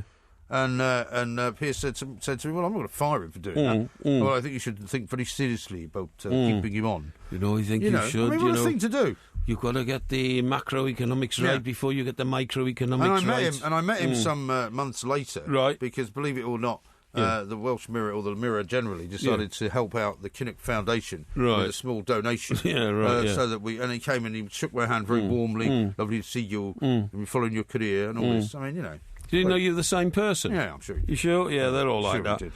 They come from Bedwellty. No, what? Bedwellty. Bedwellty? Yeah, Lord Kinnock of Where's Bedwellty. I don't know, somewhere in Wales, I suppose. Not being dismissive. The point is, all politicians, right, bend and shape with the way the wind is blowing. And Mr. Kinnock, as he was then, once sat in the House of Commons along with Dennis Skinner, probably the most left-wing MP that we've had since the Second World War. Beast of Bolsover. Beast of Bolsover. And they refused to pass through to he used to be a bit of a mass Rogeriser at his time. Oh, yeah, he was, yeah. When he could sort of, when his knees worked and that sort of thing, you know what I mean? But he and the Beast of Bolsover sat in the Commons chamber on the day of the Queen's speech. They refused to accept that there was even a House of Lords, right, by moving into the other chamber. Because they felt that the House of Lords was an unelected organisation and had no part in the British way of life. Yes. Funny that he now is a member of the House of Lords. Yes. Huh? Isn't that strange? Yeah, absolutely. Yeah. Now, how about this from Dickie? He says, no great players become good managers. Who's that guy Everton were about to appoint? He was pretty decent. Yeah, he was okay. Yeah, but not in this country. I'm talking about players in the Premier League. Ronnie says, what about Pep Guardiola? Pep Guardiola? Well, he was in Spain, and he was a very good player. I mean, he couldn't be a good player and a good manager just because he's in Spain. No, but we do live in a global marketplace now. I said not in this country. All right. Brian says, could you wish my brother William a happy 26th birthday, please? Would be much appreciated. What's his name, William? Brian. Brian. Brian's the brother. Yeah. Sorry, Brian is the guy who's asking. William is the brother. For his brother? Yes. Yes. So, William, have a very happy birthday, my friend. Yeah. Lee says... 26? 26. Not a bad age. What were you doing at 26? I was living high on the hog in New York City. Yeah, of course you were. Yeah, that's right. Yeah. I've been there for about 3 years. And I was just on my way, actually, to join you. Yeah. Yes. Hadn't quite bought... No, you were already there when I got there. Was it? Yeah. Well, you were already there, and you might have gone back by then. I might have done, yeah. You were one of the first people I met there. That's You right. were the first indeed, person I met under 40. Yeah, that's right. Which is why we formed an immediate bond. Yeah, it was your lucky day. Yeah, it really was. Yeah, I've never forgotten it. Hey? I can't believe my luck, really. Yeah. Here's one from Lee. He says, I can't believe... I'm with Porky this week. Can't beat a bit of patriotism. Yeah. Well, I like a bit of patriotism as well. Now, listen, I'll tell you what I'm going to tell you. I've been to try and tell you since the start of the show. What's that? If I went on a celery diet... Celery, yeah. For 2 weeks... Yes. Right? Yeah. I could lose over 1.5 stone. What, just celery? Just celery. What, sort of raw celery? Yeah, just celery. You know, like a celery stick. I like celery. When it's wet. Yeah. I like to shake it up in water. I like a stick of celery to stir my Bloody Mary. Oh well, I like a stick of celery wet, and then I put salt on it. Right. Yeah. I love chewing through it. I think it's great. Okay. Yeah, it'd be a bit tedious after 2 weeks, wouldn't it? Well, you see, it's an amazing food. Do you know why? Why? Probably a superfood, isn't it? When you eat celery, not only are you going to lose weight because it's not got many calories, it actually attacks the fat in your body and burns them up at an amazingly quick rate. I'm quite a fan of celery, actually. Yeah. An investigation by scientists... Nice soup. Yes, I agree. Has proven it really is what nutrition experts call calorie negative. Really? So the first ever experiment to test whether a calorie negative food exists revealed eating celery is a powerful weight loss aid. It burns up to double the number of calories it contains. Right. So do you get what I'm saying? Yeah, I do, yeah. So what I'm saying is... time, though. We've got to get out. No. If your stick of celery... If your stick of celery... Celery you get if you work in a celery farm. Only 100 calories in it. Yeah. It will burn 200 calories the minute you've eaten it. Excellent. Do you know where I found this out from? The Celery Weekly? No, from a special paper prepared by the University of Coventry. The University of Celery? No, Coventry, you idiot. Right. And Can you stop soon? Hey? Can you stop soon? Look at the time. Yeah, all right. Finish this in a minute. Okay. Tell me where you got it in a minute. This is Talk Sport. Good idea. The Two Mikes. Simulcast across the UK on Talk Sport and Talk Radio. The baby, you and I are not the same. You say you like the sun, I like the rain. So before we go, do it all again. You better catch your own. So where'd you get this celery information from then? I told you, it's in one of my journals. Well, it's a I report thought you were going to from give me the name of it. University of Coventry. Yeah, well, I thought you were going to give me the name of the journal. Well, it's a research paper from the University of Coventry. It was in a sort of food journal. So you're going to have a go at eating some celery only then? I think so. Really? I think so. It's incredibly good. You don't have just to have celery. You can have a celery smoothie. A celery, yeah. See, that's 53 calories. See, I'm surprised you didn't say that you got one of those smoothie machines in your house, because those people buy those and then they, the juices and all that. And then after about 5 weeks, they just stop using them. Okay, well, the guy who's sort of head of the report is a guy called Dr. Tom Barber from Warwick University. He's from Warwick? Yeah, he's from Warwick. He's not from Coventry? Well, it's nearby. They're in the same county. I know it's nearby, but it's a Warwickshire. different university. Yeah, well, I think they combined on it, you see. Oh, right, okay. So it says if you liquidise the celery, it breaks down all the fibres and you release the nutrients, which gives the liver more work to do. Yeah. You would expect to lose weight. This is, in other words, negative calorie food. Yeah. Celery is approximately 75% water and 25% fibre. Apart from aiding weight loss, it has a number of other health benefits. What if you made like celery soup? Because I could see myself you can have celery soup, I mean, can you have it as part of this diet, though? Because you couldn't just keep eating raw celery. I don't think you get enough nutrients. Well, other things you can have which have similar properties but not as good as celery are cucumber and lettuce. Yeah. And the only it's other all a bit one... green, isn't it? It is a little bit green. The only other one, but I can't eat this because it would kill me, is grapefruit. Why can't you eat grapefruit? Because grapefruit reacts with some of the drugs I take to keep my heart going, and therefore... Yeah, but you say you can't drink champagne, and I've seen you drinking that. Oh, no, you haven't. Yeah, I have. Not much. One sip. I've seen you drinking it. Yeah, but one sip on a in a formal situation. It's drama queen. I mean, you would not. If you ate a chunk of grapefruit, you would not die. I would be very ill. I'd be violently ill. Really? Violently ill. We'll just have to remember that for the Two Mikes dinner club. Oh yeah, sort of a grapefruit coulis on the side of your pork chop. Yeah, we're getting that sorted. I'm just going to check what the voting is in the because I don't believe you. Let me know. I don't believe you. Why don't you let me know? Yeah. Tell me what you think it is. Yeah. Okay. Here we go. You found it yet? Yeah, I found it. All right, read it out. Ooh. Go on, read it out. No, I can't believe it. 62 to 38. That can't be right. In my favour. That's ridiculous. Well, it's only 128 votes cast. I mean, we'll have 10 times that many by the time it gets to midnight. It's absolutely outrageous, that. Well, I mean, 62... Somebody please wake up and get on with it. Well, you can't really ask people to vote more mine than were once. great. I thought everybody would say the Queen. Yes, of course, you know. Oh, see, now we know why you did it, right? Look what a servant she's been to the into the country for 90 years. At least half the country listening to the show are Republicans. Well, that doesn't matter. We still... Well, they're not going to vote for the Queen, are they? Well, I don't think half the people who listen to the show are Republicans. Really? No, I don't know. Well, you should pay more attention to some of their tweets. Yeah, well, I think that you corrupt people's minds. No, I'm not a Republican. There's not a lot I can do about the... But what you've just revealed is that you put that in the hopes that it would be popular. Which doesn't mean that you believe in it. No, I believe in it. I'm a man of tremendous self-belief. I don't do things just to be populist. I don't need to be populist. No, I know you don't. I don't need to be populist because I understand the way the world works. Yeah, do you understand the clock? Got to have an independent mind. Be quiet. This is Talk Sport. We are the Two Mikes. Look at the light! Don't forget to come back tomorrow for another sparkling, as fizzy as a bottle of champagne podcast from the Two Mikes. The last 3 Sundays we've been working, right? Yeah. What you're saying is if that was the case, we wouldn't be working. So you wouldn't be allowed to work. Well, no, it could work, but I just think it's too much commercialisation. Well, no, anyway, you can't say to people you shouldn't open a shop, but it's okay for me to go on the radio. Mm-hmm. Can you? Well, that's being a hypocrite. I think we're being a bit more informative than a shopkeeper, to be honest.